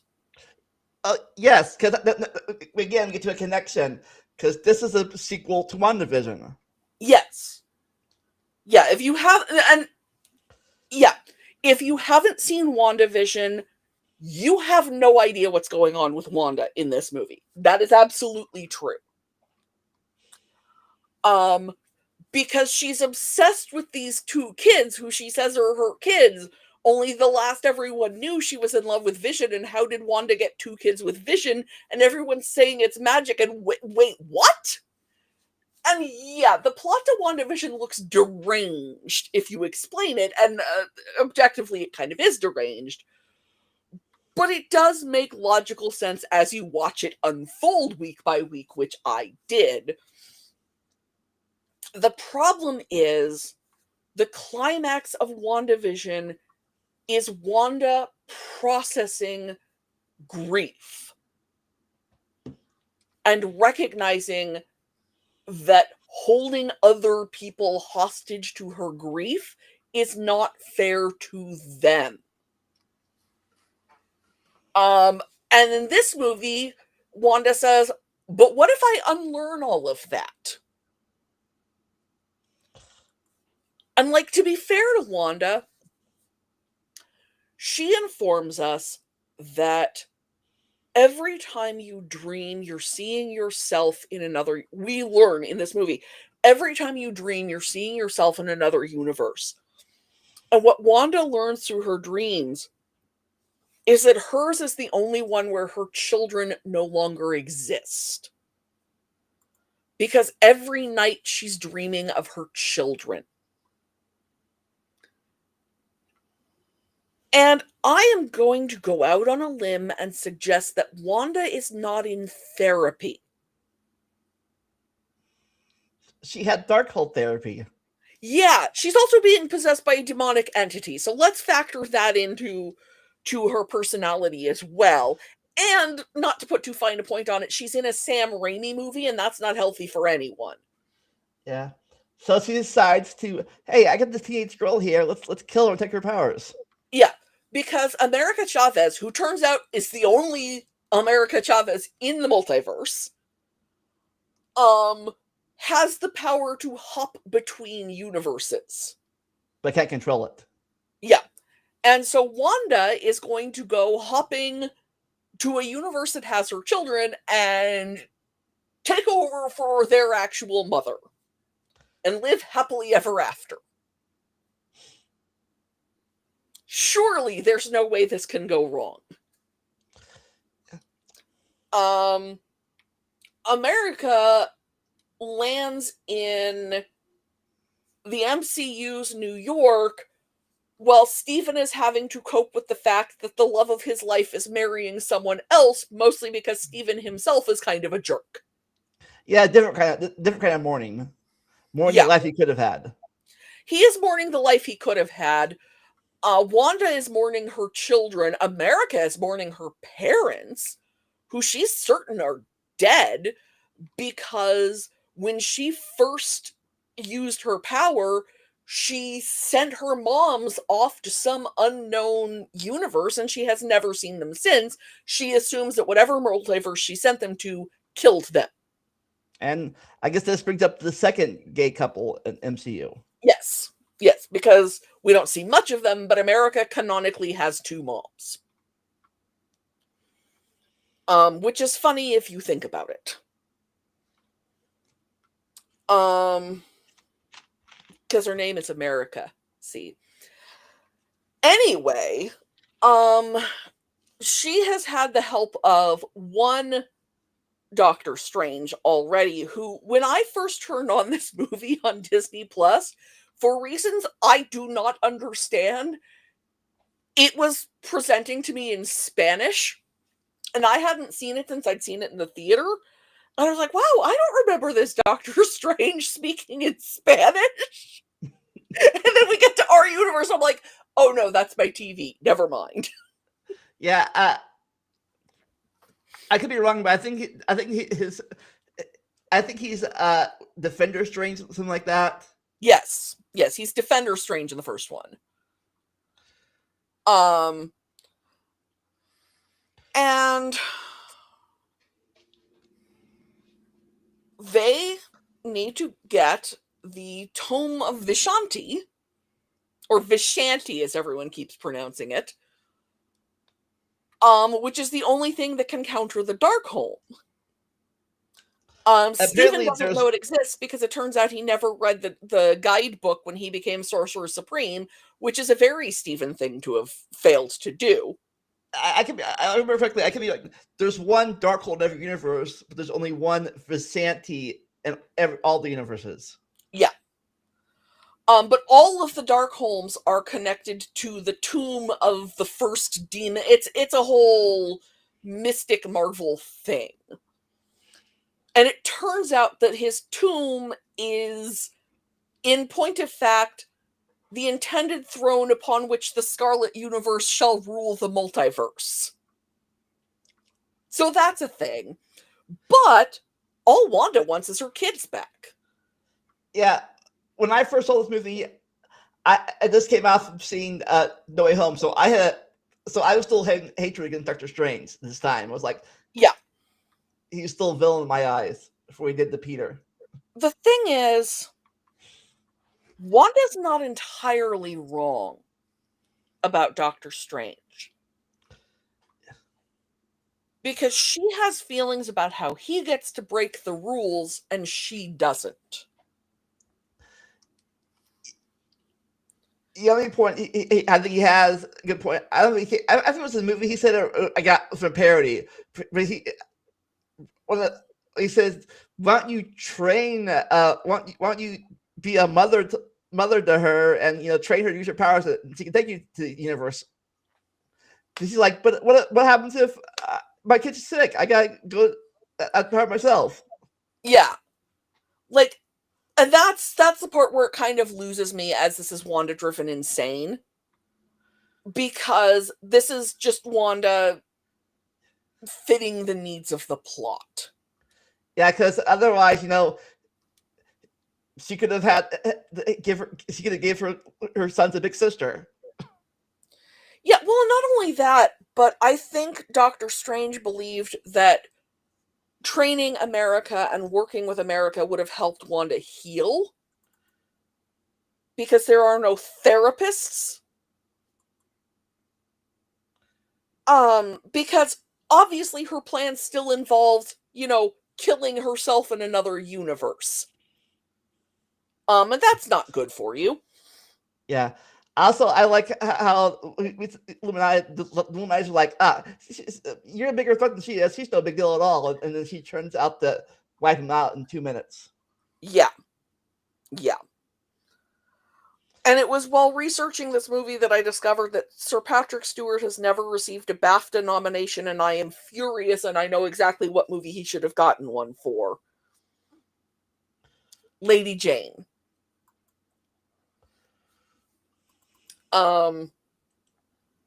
Technically, the only person added to my Oscar BAFTA list from this movie is Charlize Theron, who's only in the movie for a second and a half during the post-credit scene.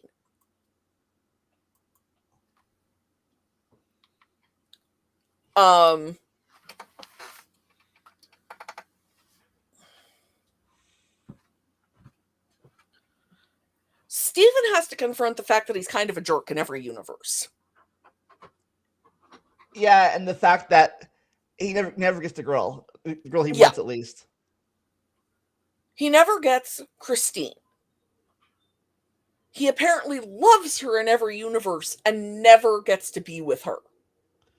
Because he's kind of a jerk.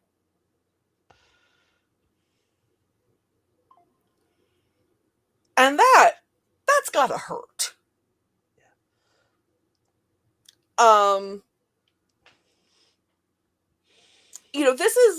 This movie is also most famous for introducing the Fantastic Four and the X-Men into the MCU.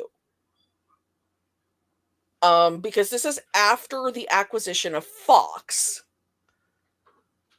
which means that Marvel has the Fantastic Four and the X-Men back.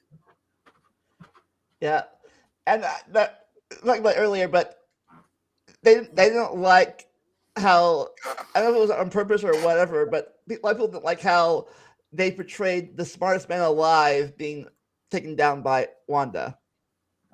I mean, first off, I've always assumed that it was Reed himself who gave him that title. I've never liked Reed very much. And second, just being smart doesn't help you. If if you're arrogant and just assume that you're on top of every threat, I mean, good for you, but that's not going to help you very much. It's the lesson I keep trying to teach my kids. Smart is only as good as what you do with it. And what Reed did with it is basically tell Wanda to go back to the kitchen. And he told her how to defeat the Black Bolt. Yeah. Which I guess is connection to the Inhuman series that we never saw. I have friends who saw Inhumans. It's bad. Yeah, I Which never is saw why the I've Humans. Like I never said, the only text I ever saw the Humans was when they were on Shield. So I never saw the actual Inhuman series with Black No, Bolt. I have at least one friend who's seen it, and boy, does she have feelings. It's not good. But it is also interesting that in this world, instead of, Captain America, Peggy Carter has become Captain Britain. And instead of Carol Danvers as Captain Marvel, we've got Monica Rambeau. Was that the little girl, or was that her mother? The mom. Okay. Yeah. Different one happened to be their pilot. I mean, this isn't said in the movie, but the obvious path here is that instead of Carol piloting that plane, it was her best friend / possible life partner who was piloting it and got the powers of the Tesseract. And Black Bolt, and we've got Reed Richards, eye roll, and we've got Professor Xavier. And Return of Mordo. Our beloved Sir Patrick Stewart, yes, and the Return of Mordo. And I think they talk about, and this thing we see more like an off-screen thing. He says he tried to kill me. This guy tried to kill me. When? Off-screen or something? So all we ever saw him being a villain was his end credit scene where he killed that one guy. But apparently he's been trying to kill Doctor Strange for a while off-screen. Yeah. No, that part is, I feel like they still had Chiwetel Ejiofor under contract or something, and that's why he's there. I don't know. He's there because you know who the actor is my feeling. I would also like to point out that I am able to pronounce Xochitl Gomez's name because I went to high school with a girl named Xochitl.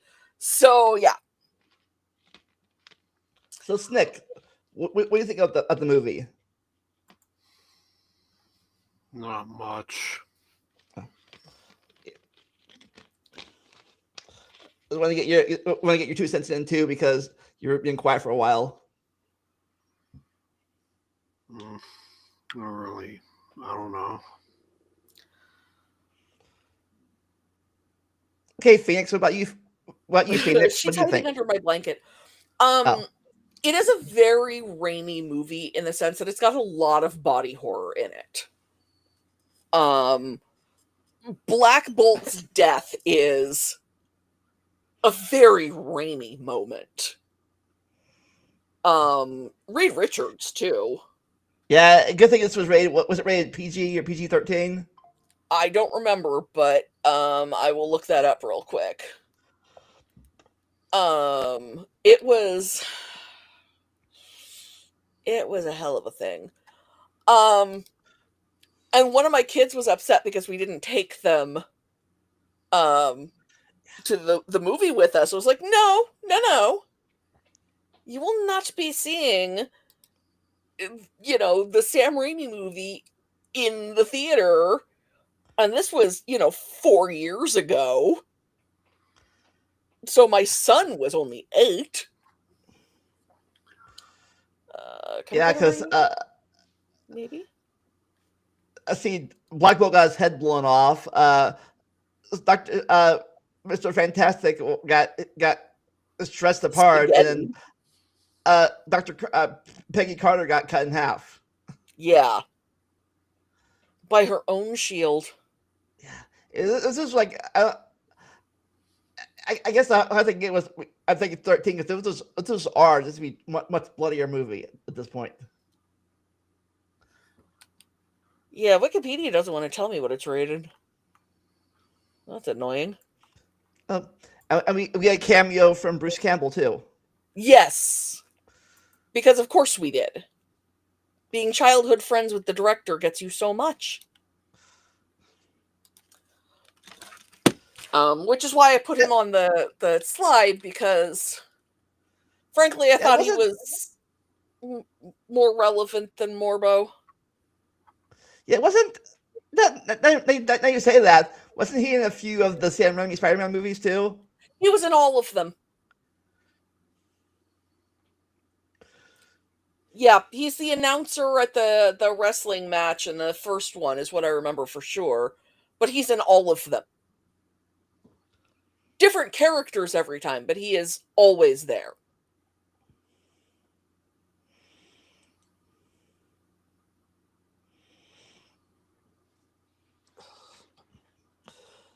Yeah. I guess at the end, Doctor Strange finally learns how to be, I guess, happy or something. I think he might learn that happy is only so important. Yeah. Like even if you lead a pretty good, happy, healthy life, you're not happy all the time. No one can be. PG-13.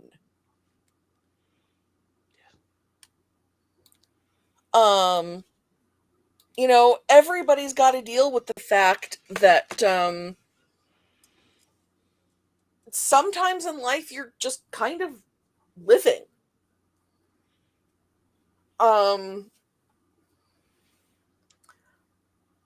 Or as Stephen Sondheim put it, if life were only moments, then you'd never know you had one.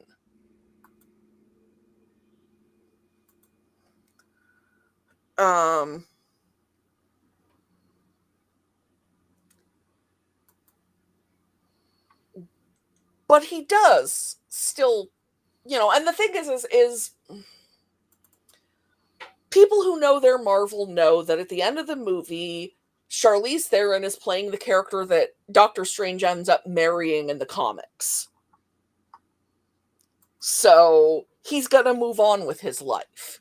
Yeah, I heard that she's the niece of Dormammu's niece. Yeah, but he still ends up marrying her. My partner says it's really confused. But the point is, he moves on, even if how he moves on is based on which version of it you're watching.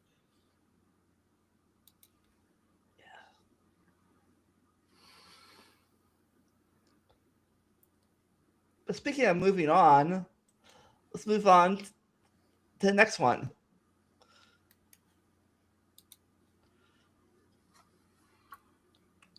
Thor, talk Love about and Thunder. being, I guess, worshiping people that don't deserve it. Yeah. And the thing is it's very clear that the gods of this universe are kind of worthless. You know, the Asgardians do things for Asgard, but they used to be worshipped on Earth, and they didn't do much on Earth between, you know, the fall of the Viking Age and you know, my adulthood. So there's that too. Yeah.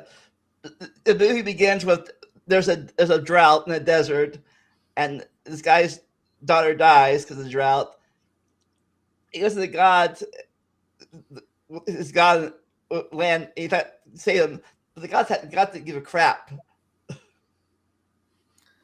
And the god tells him that they're celebrating because they finally vanquished the holder of the Godslayer blade, the thing the guy had just cut his hand on, and that there is no eternal reward and sucks to be him, and then wonders why the guy kills him with the Godslayer blade. I'm just saying. Yeah. Interesting that he's got a dead child as his motivation. You know, usually it's his dead parents who we see as his motivation. But yeah, again, we go. This movie is phase go into the morning. Yeah. Yep, he's mourning. Jane is certainly mourning. Thor is still mourning Mjolnir and his relationship with Jane.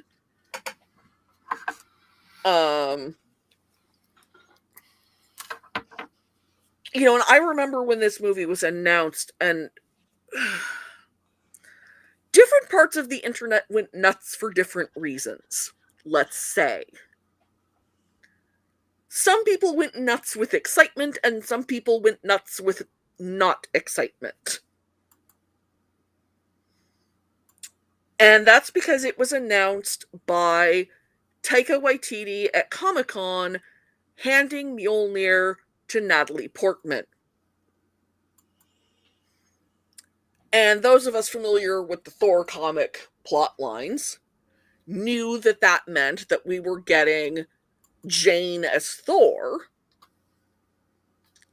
And again, they didn't use woke, but whatever the hell word they were using at the time was what they declared the, maybe it was woke already. But yeah. Was he not? I thought she was an established character in the Thor comics. She is. No, Jane Foster is an established character in the Thor comics, has been for decades. And the Thor comics in which Jane becomes Thor had already come out by that point. Because I've read a few of them. Which is interesting, because I don't really read Thor comics, because I don't really care about Thor. But a lot of people were still really angry, whether they'd read those comics or not, but mostly they hadn't, because we can't have a female Thor, what are you even? What was the official name? Was it like Mighty Thor or something like that? Or Mighty Thor. Yeah. So apparently she's using the hammer to as a cancer treatment. Yeah, only the problem is it doesn't work.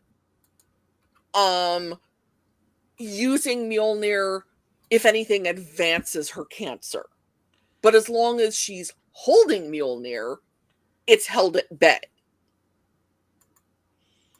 As long as she is the mighty Thor, the cancer's not progressing. And at the beginning of the movie, the only two people who know are Darcy and Eric Selvig. Yeah. she doesn't want to tell people. She wants to work as long as she can, but then she hears a voice calling to her, and it turns out that Mjolnir is calling to her from New Asgard. And she goes, and it further turns out that while she and Thor were dating, he asked Mjolnir to always take care of Jane. Yeah.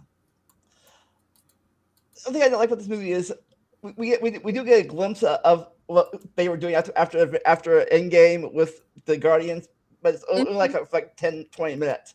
I wish we had more of them together. That would be a funny little thing. Yeah. I'm fine with not having more of Thor with the Guardians, because I really feel like Thor and Quill are too similar in a lot of ways. Like, I like Thor better, but I don't know how much that is just that I really hate Chris Pratt.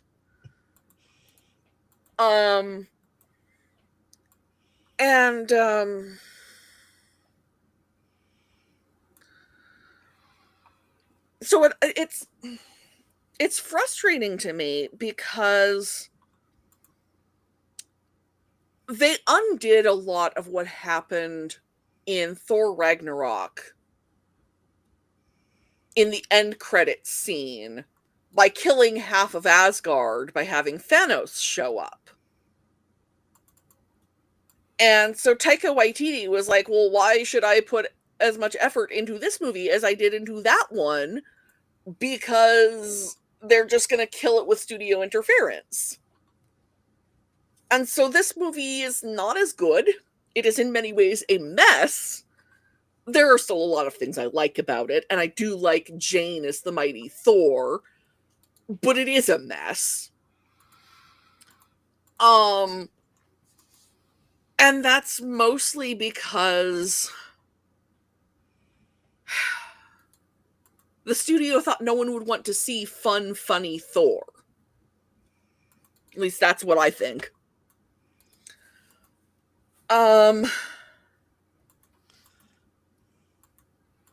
I do like all of the teasing that Valkyrie, who explicitly goes by King Valkyrie, does about her sexuality. There's at least one more gay couple in this movie, too. And Valkyrie quite implies that she would be perfectly happy sleeping with either Thor or Jane, or maybe both at once. You don't know. Yeah. And Zeus, I think the Valkyries were like almost like they were like the Amazon of the Norse. Kind of. They escorted warriors to Valhalla. There are also pretty boys as well as pretty girls in the crowd surrounding Zeus. So, lot of gender fluidity. Yeah, I speaking of that, I did like the line where they about sit back and he's like I will now be in Valhalla. And yeah. Goes, well, technically, you have to die in battle for that to happen. Maybe your arm is. Yeah. My two favorite parts of this movie are whatever the hell accent Russell Crowe was doing as Zeus. Like, I'm not a huge Russell Crowe fan. I kind of find him insufferable most of the time. But he's clearly in his I don't care years as an actor, and I'm here for those. And I love the goats. I know that's not popular, but I love the goats.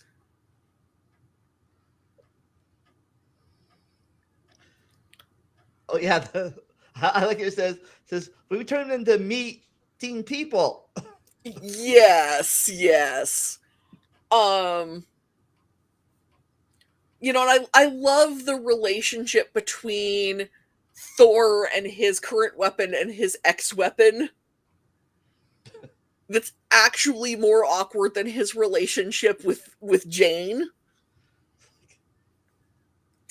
And here's a fun little fact. That is all Chris Hemsworth. When they go to Mount Olympus and you see all of Chris Hemsworth, that's all of Chris Hemsworth. That's not a body double. That's not CGI. That's the man himself.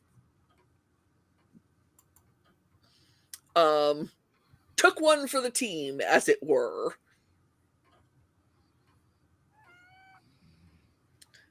Well, I know he's not your type.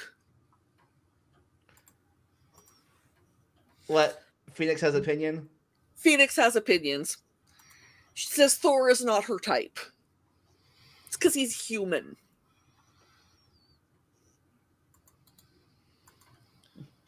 But, yeah. It's a lesser movie than Ragnarok. But honestly, I find the Thor movies lesser most of the time anyway. The Thor movies are never going to be my favorite part of the MCU. And I can be wrong. I think the little girl's played by his real life daughter. I don't remember, but it wouldn't surprise me. I do know that they have now added a player, Hela, to their player court, and she is Oscar nominee Melissa McCarthy. And so that's on top of,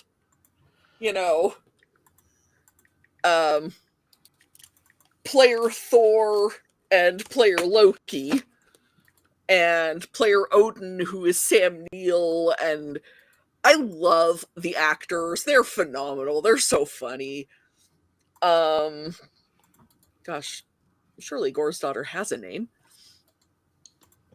Yeah, Matt Damon as actor Loki, Luke Hemsworth, the lesser Hemsworth, as actor Thor.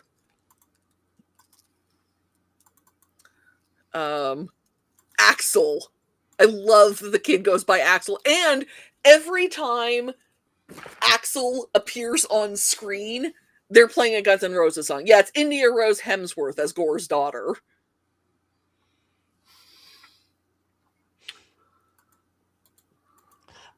I like she has the power.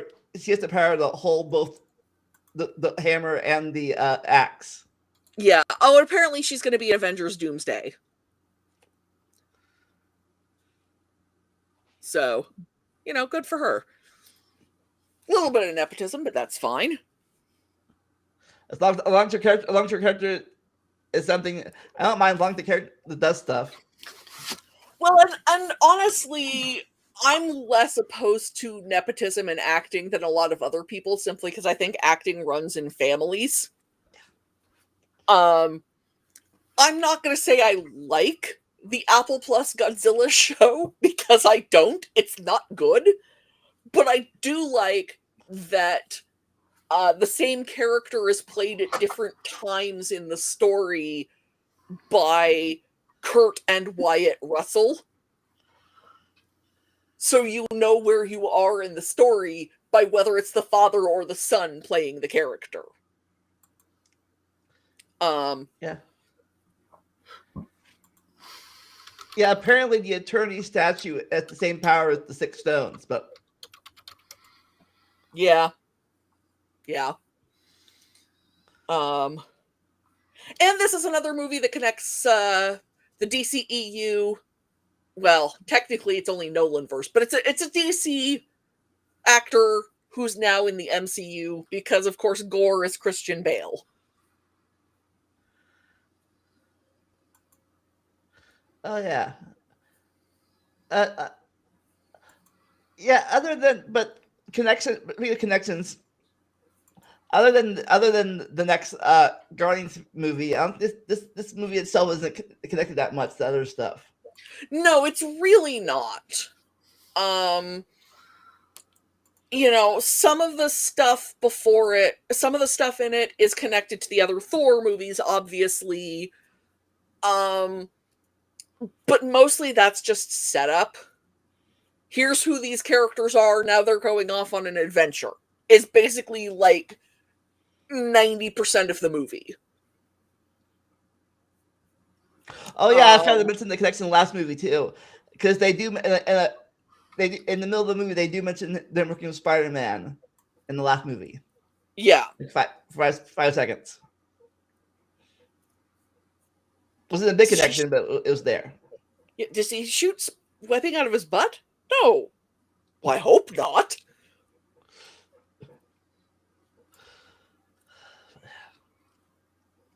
But yeah,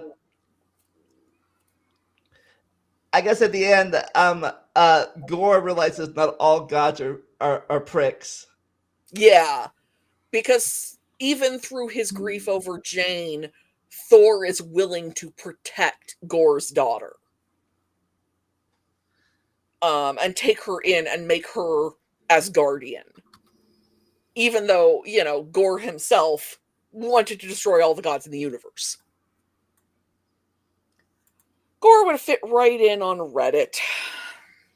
Yeah, Gore decided instead of killing all the gods, he decided to bring his daughter back. Yeah. It was one wish. Even though he was going to die.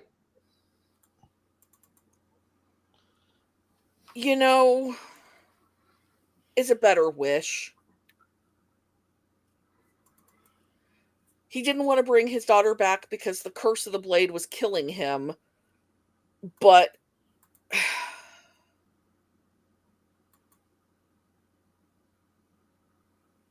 how many... we already know that a lot of people were being killed because there were gods that were actually beneficial to their people. Or at the very least were holding back war by their very existence. So Gore was another one of those guys who thought he was the hero. Funnily enough, like all those guys who think Patrick Bateman is the hero. If we're going to look at Christian Bale's career a little bit more. And Willem Dafoe is in that movie, too. Mm. And Jared Leto, who gets killed. It's very nice. Anyway, Gore thinks he's doing the right thing by killing all these gods because he's only seeing what happened to him and he's not looking at the consequences of what he himself is doing. Yeah. The fact that he's willing to kidnap an entire people's children for his goal never makes him stop and think, wait a minute, how would I feel if someone had done this with my child? And also, a thing about grouping people together. Just because his god was a prick doesn't mean all gods are pricks. Right. And I mean, some of them clearly are, but I'm sorry, if you've read Greek mythology, it's not going to come as a surprise to you that Zeus is a prick. Like, I've been reading Greek mythology since childhood. I've been knowing that. It's funny. I read it too recently, and again, and it's like funny. Is the funny thing is like he's a prick too. One of the least pricky people of the gods is the god is Hades, and he's always developed. Yeah. Oh, absolutely.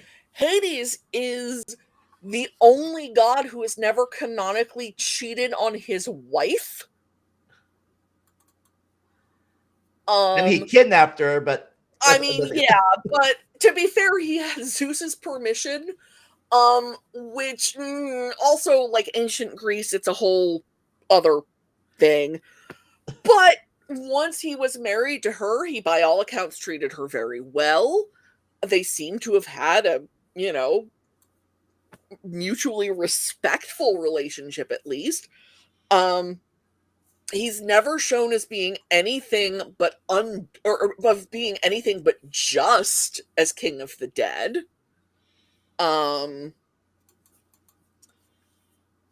Hades is objectively the best of the Greek gods. Yeah. Too bad he got demoted in Rome to a dwarf god. Man, a joke there. One of the reasons you would literally have to pay me to watch the Disney Hercules is how dirty they do Hades in that movie. I know, but yeah, I had to make that joke of him getting demoted to a dwarf god because of Pluto. Yeah, yeah.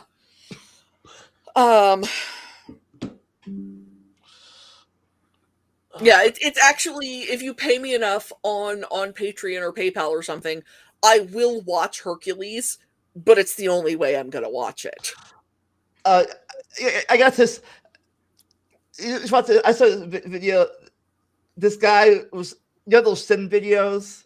Mm-hmm.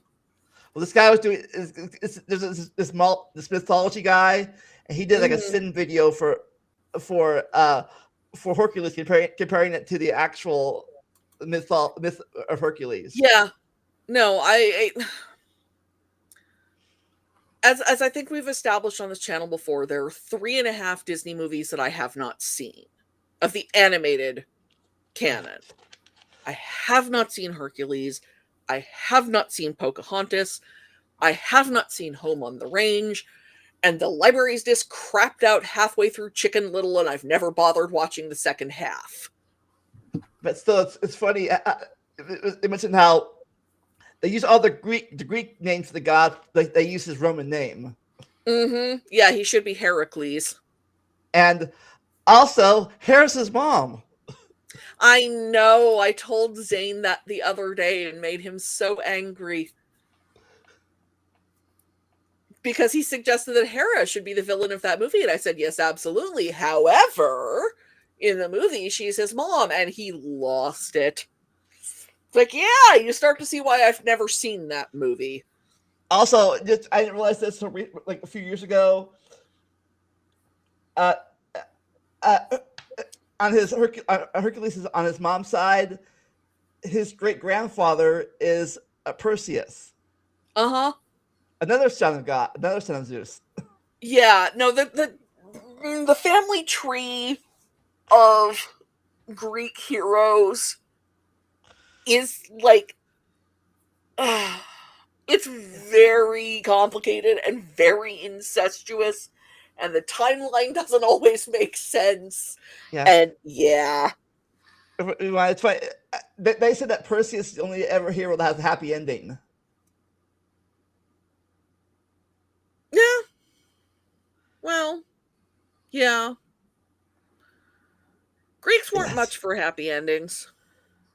I'd say Odysseus kind of gets a happy ending. That's true. It's funny. I think they bookmark each other. I think Odysseus is the end of Greek mythology almost, and Perseus is the beginning of it. Well, I mean, chaos is the beginning of it, but Well, yeah. well, I mean, of the humans.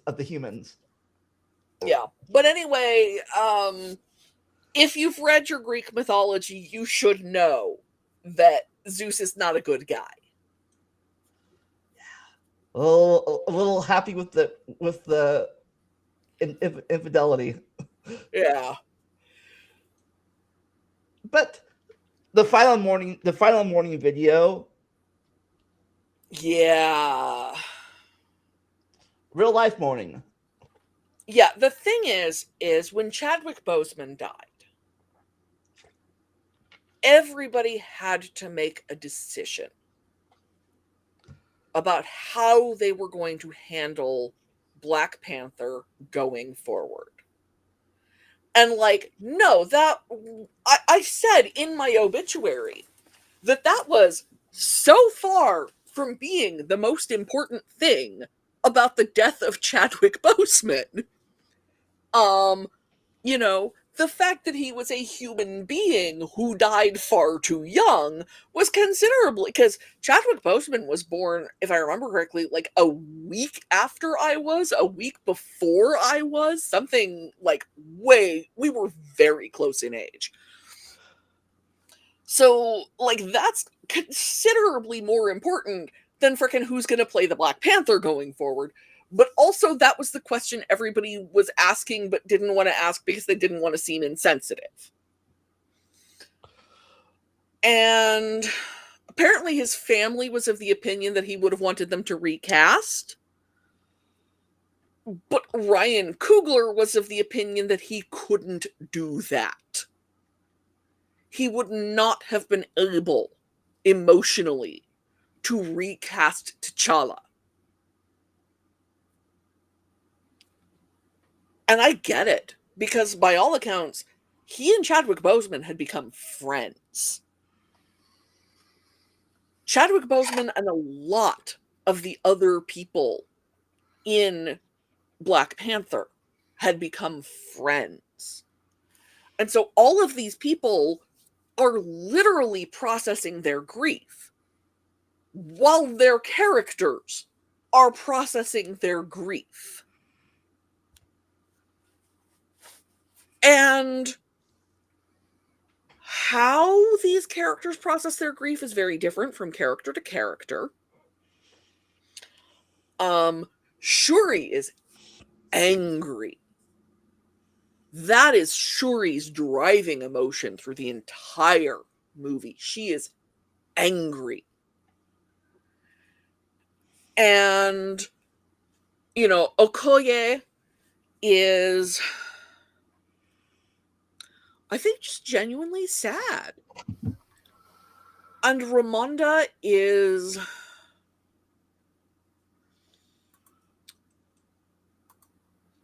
she's also angry. And in part, that is the belief that you shouldn't outlive your child.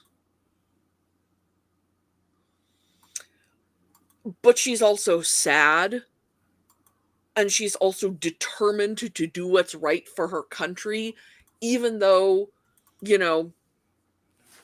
it's been less than 10 years, and her husband and her son have both died. And depending on if she lived those 5 years of the snap or not. Yeah. And I don't know what the canon status is for Ramonda during those years, but those were not easy years either. And so she has gone through a lot. And there are reasons that this performance is the only Oscar-nominated performance in the entire MCU. Angela Bassett is Queen Ramonda. There's a reason that got an Oscar. And part of it is everybody felt Angela Bassett was due, and she ended up losing to Jamie Lee Curtis, who everyone also felt was due, and there were arguments to be had there, and I'll be blunt, I would have been happy with either one of them. Or Stephanie Hsu, who is actually in Shang-Chi. She's their college friend. Or their high school friend, rather, that they go out to dinner with at the beginning and end of the movie. That's Stephanie Hsu, who was nominated for an Oscar for playing the daughter in Everything Everywhere All at Once. Anyway, Queen Ramonda in this movie is a hell of a role. I'm not going to say it's Angela Bassett's best, because, among other things, I've seen What's Love Got to Do with It. But she is having to portray this very intense series of feelings in this character, who also has to appear strong to the outside world, because she knows how much the outside world wants to come and take what her country has. Yeah, speaking of taking, besides the funeral, obviously, we start the movie with we find the world finds a new vein of vibranium under the sea, and yeah, which turns out, I don't know if they say the word Atlantis in this movie, which is, I'm pretty sure, what it's called in the Marvel comics. Yeah. Well, Namor is pretty much the Marvel version of Aquaman. Yes, he is. Namor is one of those characters who gets back into the pre what everyone thinks of as Marvel mess between Marvel and DC. Back when they were stealing each other's characters all the time. I mean, they still do that, but never mind. And this version of Namor is, his people were Mayans. Well, okay. They lived in what is now Mexico, and they were one of the peoples who suffered from the coming of the Spanish, and their people took a drug that was not the heart-shaped herb, but not unlike the heart-shaped herb, which is going to be important when we get further along. And it basically turned them all into fish people. Somewhere Lovecraft is rolling over in his grave. And Namor was in utero at the time. The only woman of his tribe who was pregnant at the time they took this drug was his mother. And he's born able to both breathe air and breathe underwater, and he's got little wings on his ankles. And can fly, because sure, okay. And he discovers when he goes to bury his mother after her death, she wants to be buried in her home. She never reconciles herself to living under the sea, where it turns out everything is not better down where it's wetter. And he discovers what the Spanish are doing in their home, and he kills a bunch of people, like you do, and is known as El Niño Sin Amor, or Namor, you know. And his people have vibranium and plenty of it, and do not want to share with the surface world, please and thank you. And he basically tells Shuri that either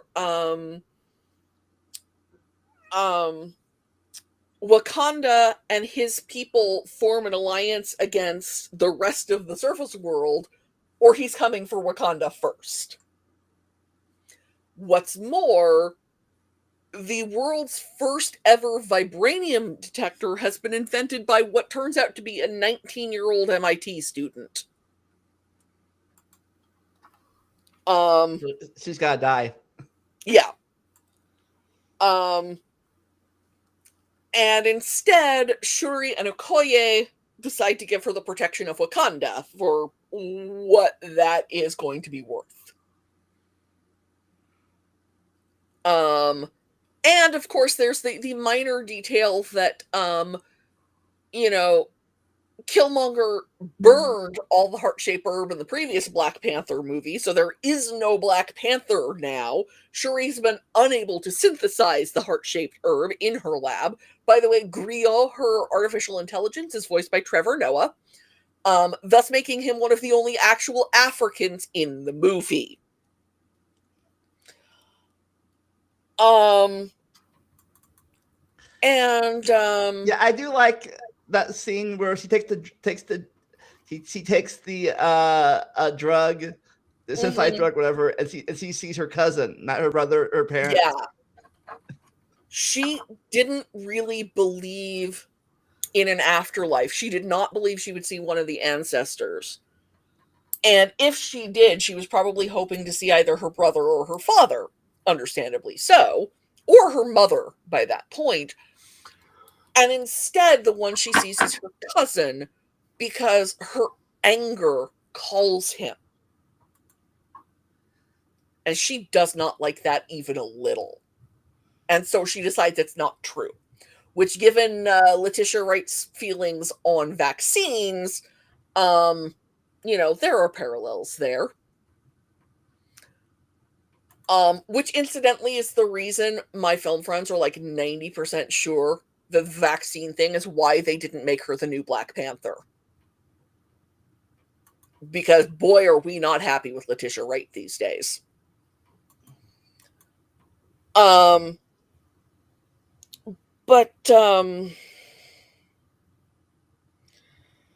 there is no King of Wakanda.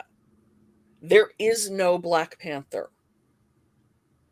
Ramonda has taken the throne again simply because there's a power vacuum, but everyone knows it's supposed to be Shuri, except Shuri doesn't really want the throne because the throne will take her out of her lab.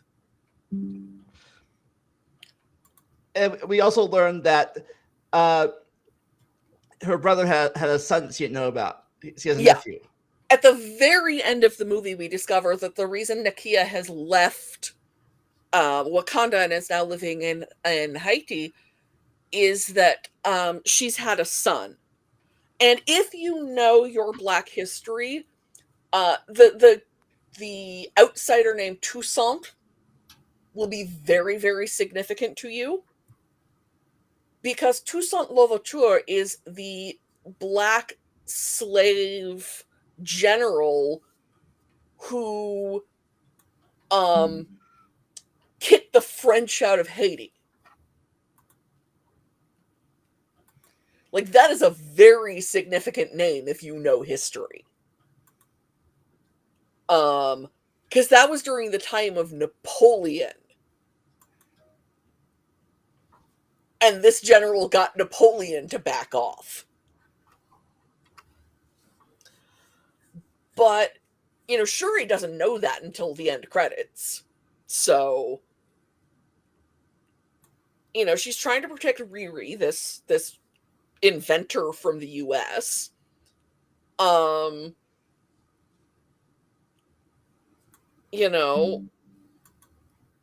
She wants to kill Namor because of what he's done to Wakanda and eventually to her mother.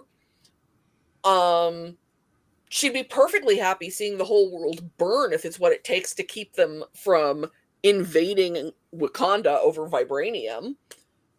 Shuri's a very angry person.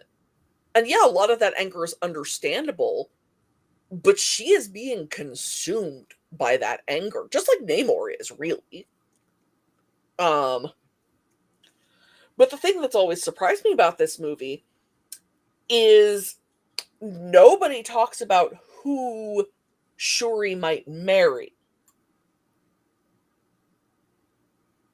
Because I felt there are two very obvious candidates for dynastic marriage for Shuri.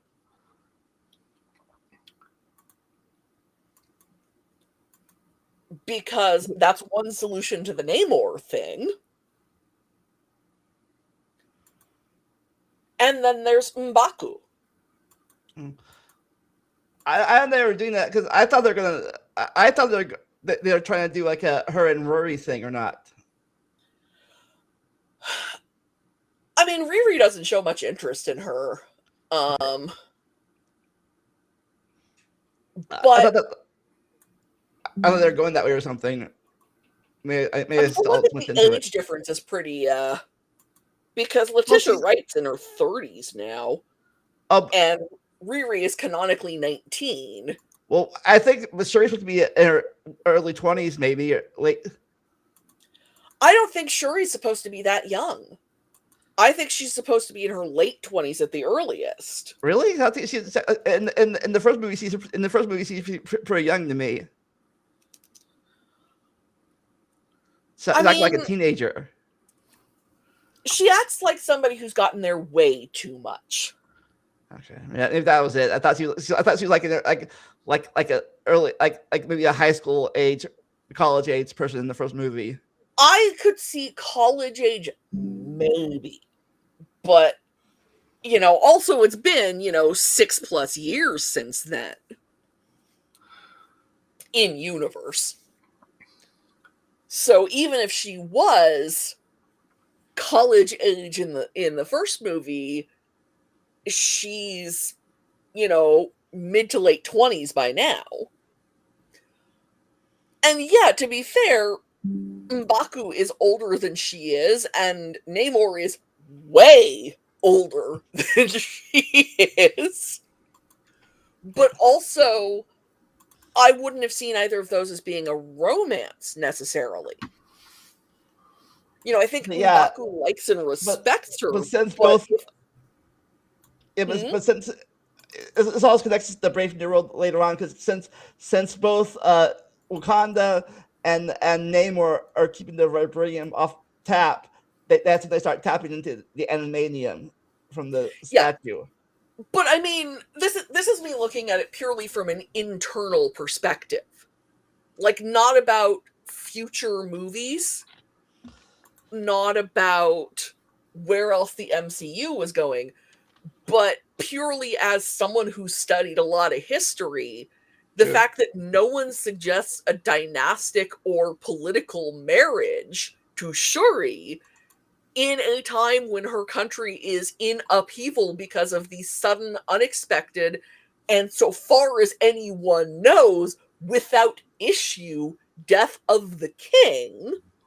We know he's got a son, but basically no one else does. You know, the idea that people would suggest that Shuri get married as soon as possible, and to someone who it would be really, really beneficial to Wakanda for her to marry, that was surprising to me. And I know Well, it's because the movie was made by Americans. I But think also still. because the story reason why is she probably blames him for her mother's death now, so he's not going to marry him. Well, no, but they don't suggest it before then either. And there's one moment when they're at her mother's funeral, it looks like M'Baku is building up to suggesting it. And he doesn't. And it's very jarring to me. I know it's not supposed to be, because I'm not supposed to be thinking about these things because the movie was made by Americans, but I was. Because Wakanda's still a monarchy.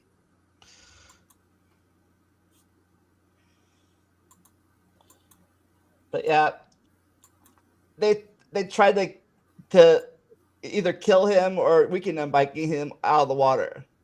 Yeah.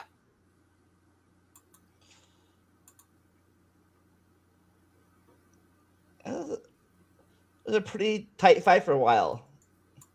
Yeah. The fact that she works out that this plant that's important to his people would be similar in some way to the heart shaper because of its growth in vibranium-rich soil, like, there's scientific reasons to think that that wouldn't work, but also within the lines of the story, I'll accept it. But my God, that was the most short-sighted thing that Killmonger does in the first movie, and he does a lot of short-sighted things, but destroying all of the heart-shaped herb, and frankly, if I were one of those people, I'd have made damn sure I had some of the seeds somewhere. Yeah, it's a heart-shaped herbs, the same same herbs that they ate with the Namor people ate. No, it's a different plant, Okay. but it has similar qualities.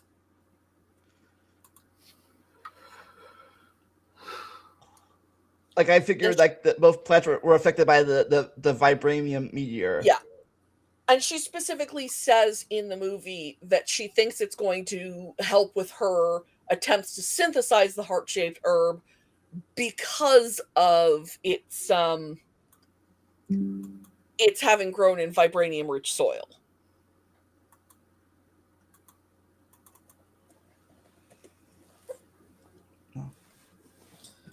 So this, at the end of this movie, not now, but this is technically connected to the Ironheart series.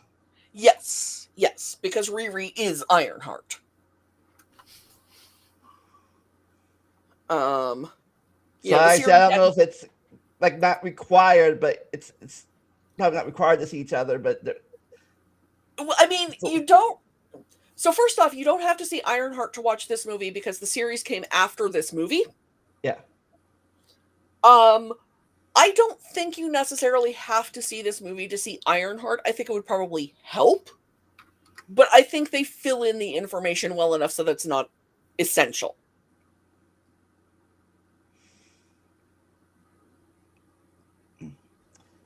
Now, I didn't add. There's one more thing that I didn't add, but because I wasn't sure if it was Phase 5 or not, or Phase 4 or Phase 5. But some people say that the holiday special is also in the Phase 4. Oh, I think the holiday special is its own thing. I think trying to put it into any phase overstates it as a half hour of television. Okay. I do like it. I like that Kevin Bacon was willing to go along with it. I like that they preface it with the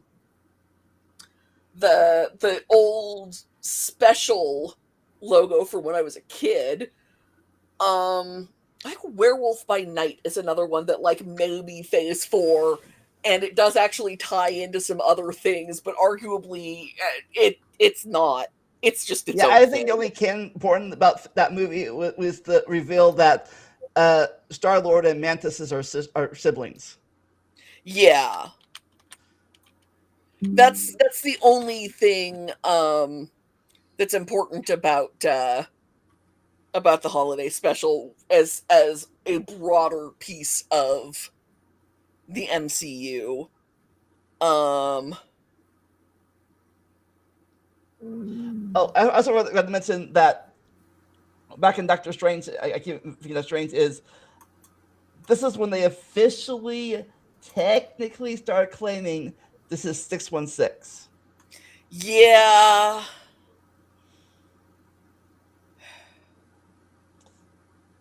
Still don't agree with it No, neither do I. I because don't care what they say.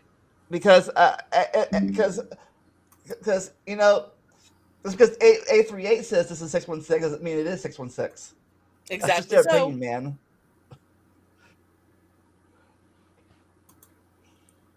But Um yeah, I think they said we're 616 back in Far From Home, and I didn't he's accept a it then either because it was being said by Quentin, not Crisp.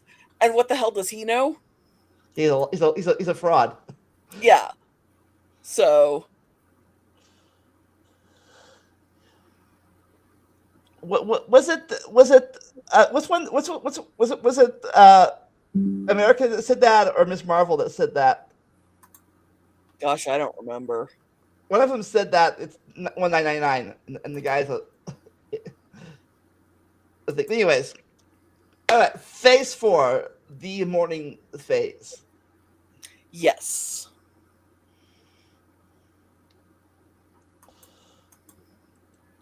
So overall, this for between post Affinity War, post Endgame, and at the beginning of what was supposed to be the multiverse saga, what do we all think?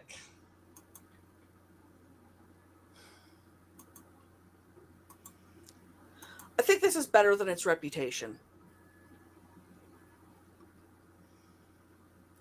Um, I understand not liking Eternals. I understand if Multiverse of Madness never quite gels for you.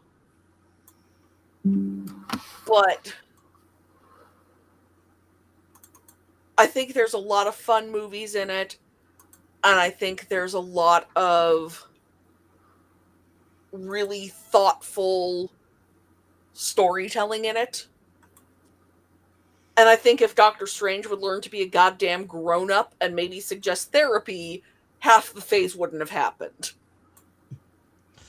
Yeah, between his accent of Peter, his accent of America, and his accent of Wanda, Yeah. he needs his own therapy.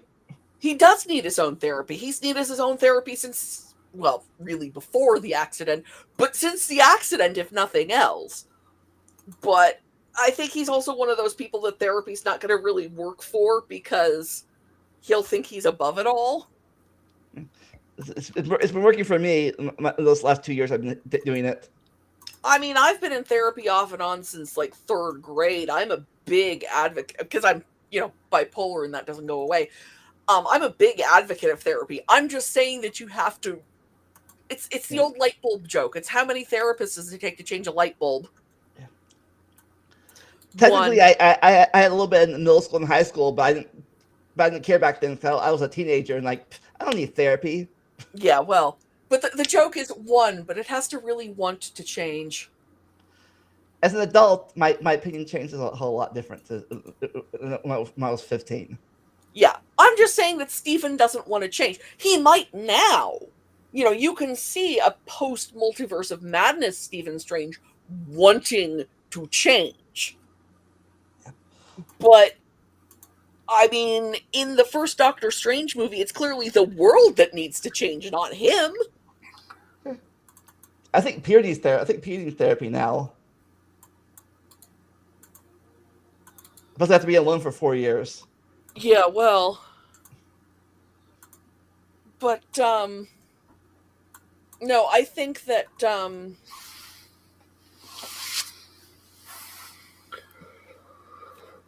I think that if Stephen had gotten therapy at any point after the accident, perhaps at least 2 of these movies would have been very different. I think if Wanda had gotten therapy after WandaVision, Multiverse of Madness would have been very different. Well, hell, therapy after Infinity War. Yeah. I think if J. Jonah Jameson had gotten therapy, or like half the villains in No Way Home had gotten therapy, then or Far From Home rather. Well, No Way Home too, really. But if half the villains in Far From Home had gotten therapy, then No Way Home wouldn't have happened, and therefore probably Multiverse of Madness wouldn't have happened, certainly not in the same way. So, yeah, in conclusion, therapy. Phase 4, the therapy phase. Phase 4, my god, you people need therapy. Including the gods. So, does Phoenix have any final opinions? Yes, she wants to snuggle under my blanket and go to sleep. That's a good opinion. So, anything coming up on your channels or Media Magpie that you want to advertise? My interview with Maddie got delayed again. So we have to reschedule, and we have not done that yet, so I don't know when that's coming out. Finished up Black History Month with a piece on Louis Armstrong, whose childhood was a lot. And then tomorrow I start a series on the surviving actors of Friends. We are doing our annual Intersectional Femivision on Magpies, which is articles by women and non-binary people about media appealing to or aimed at women and non-binary people. We're still looking for writers if anybody hears this and has a pitch for me. So, yeah.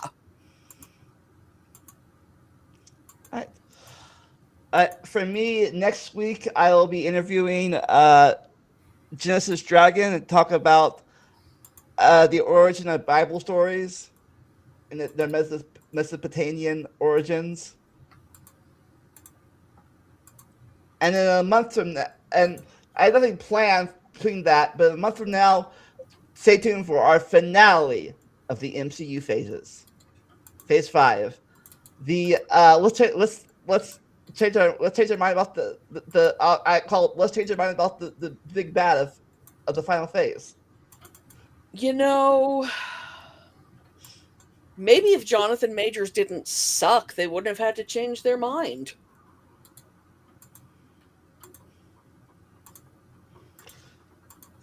Well, and now he's going to be in the non-woke Sinners.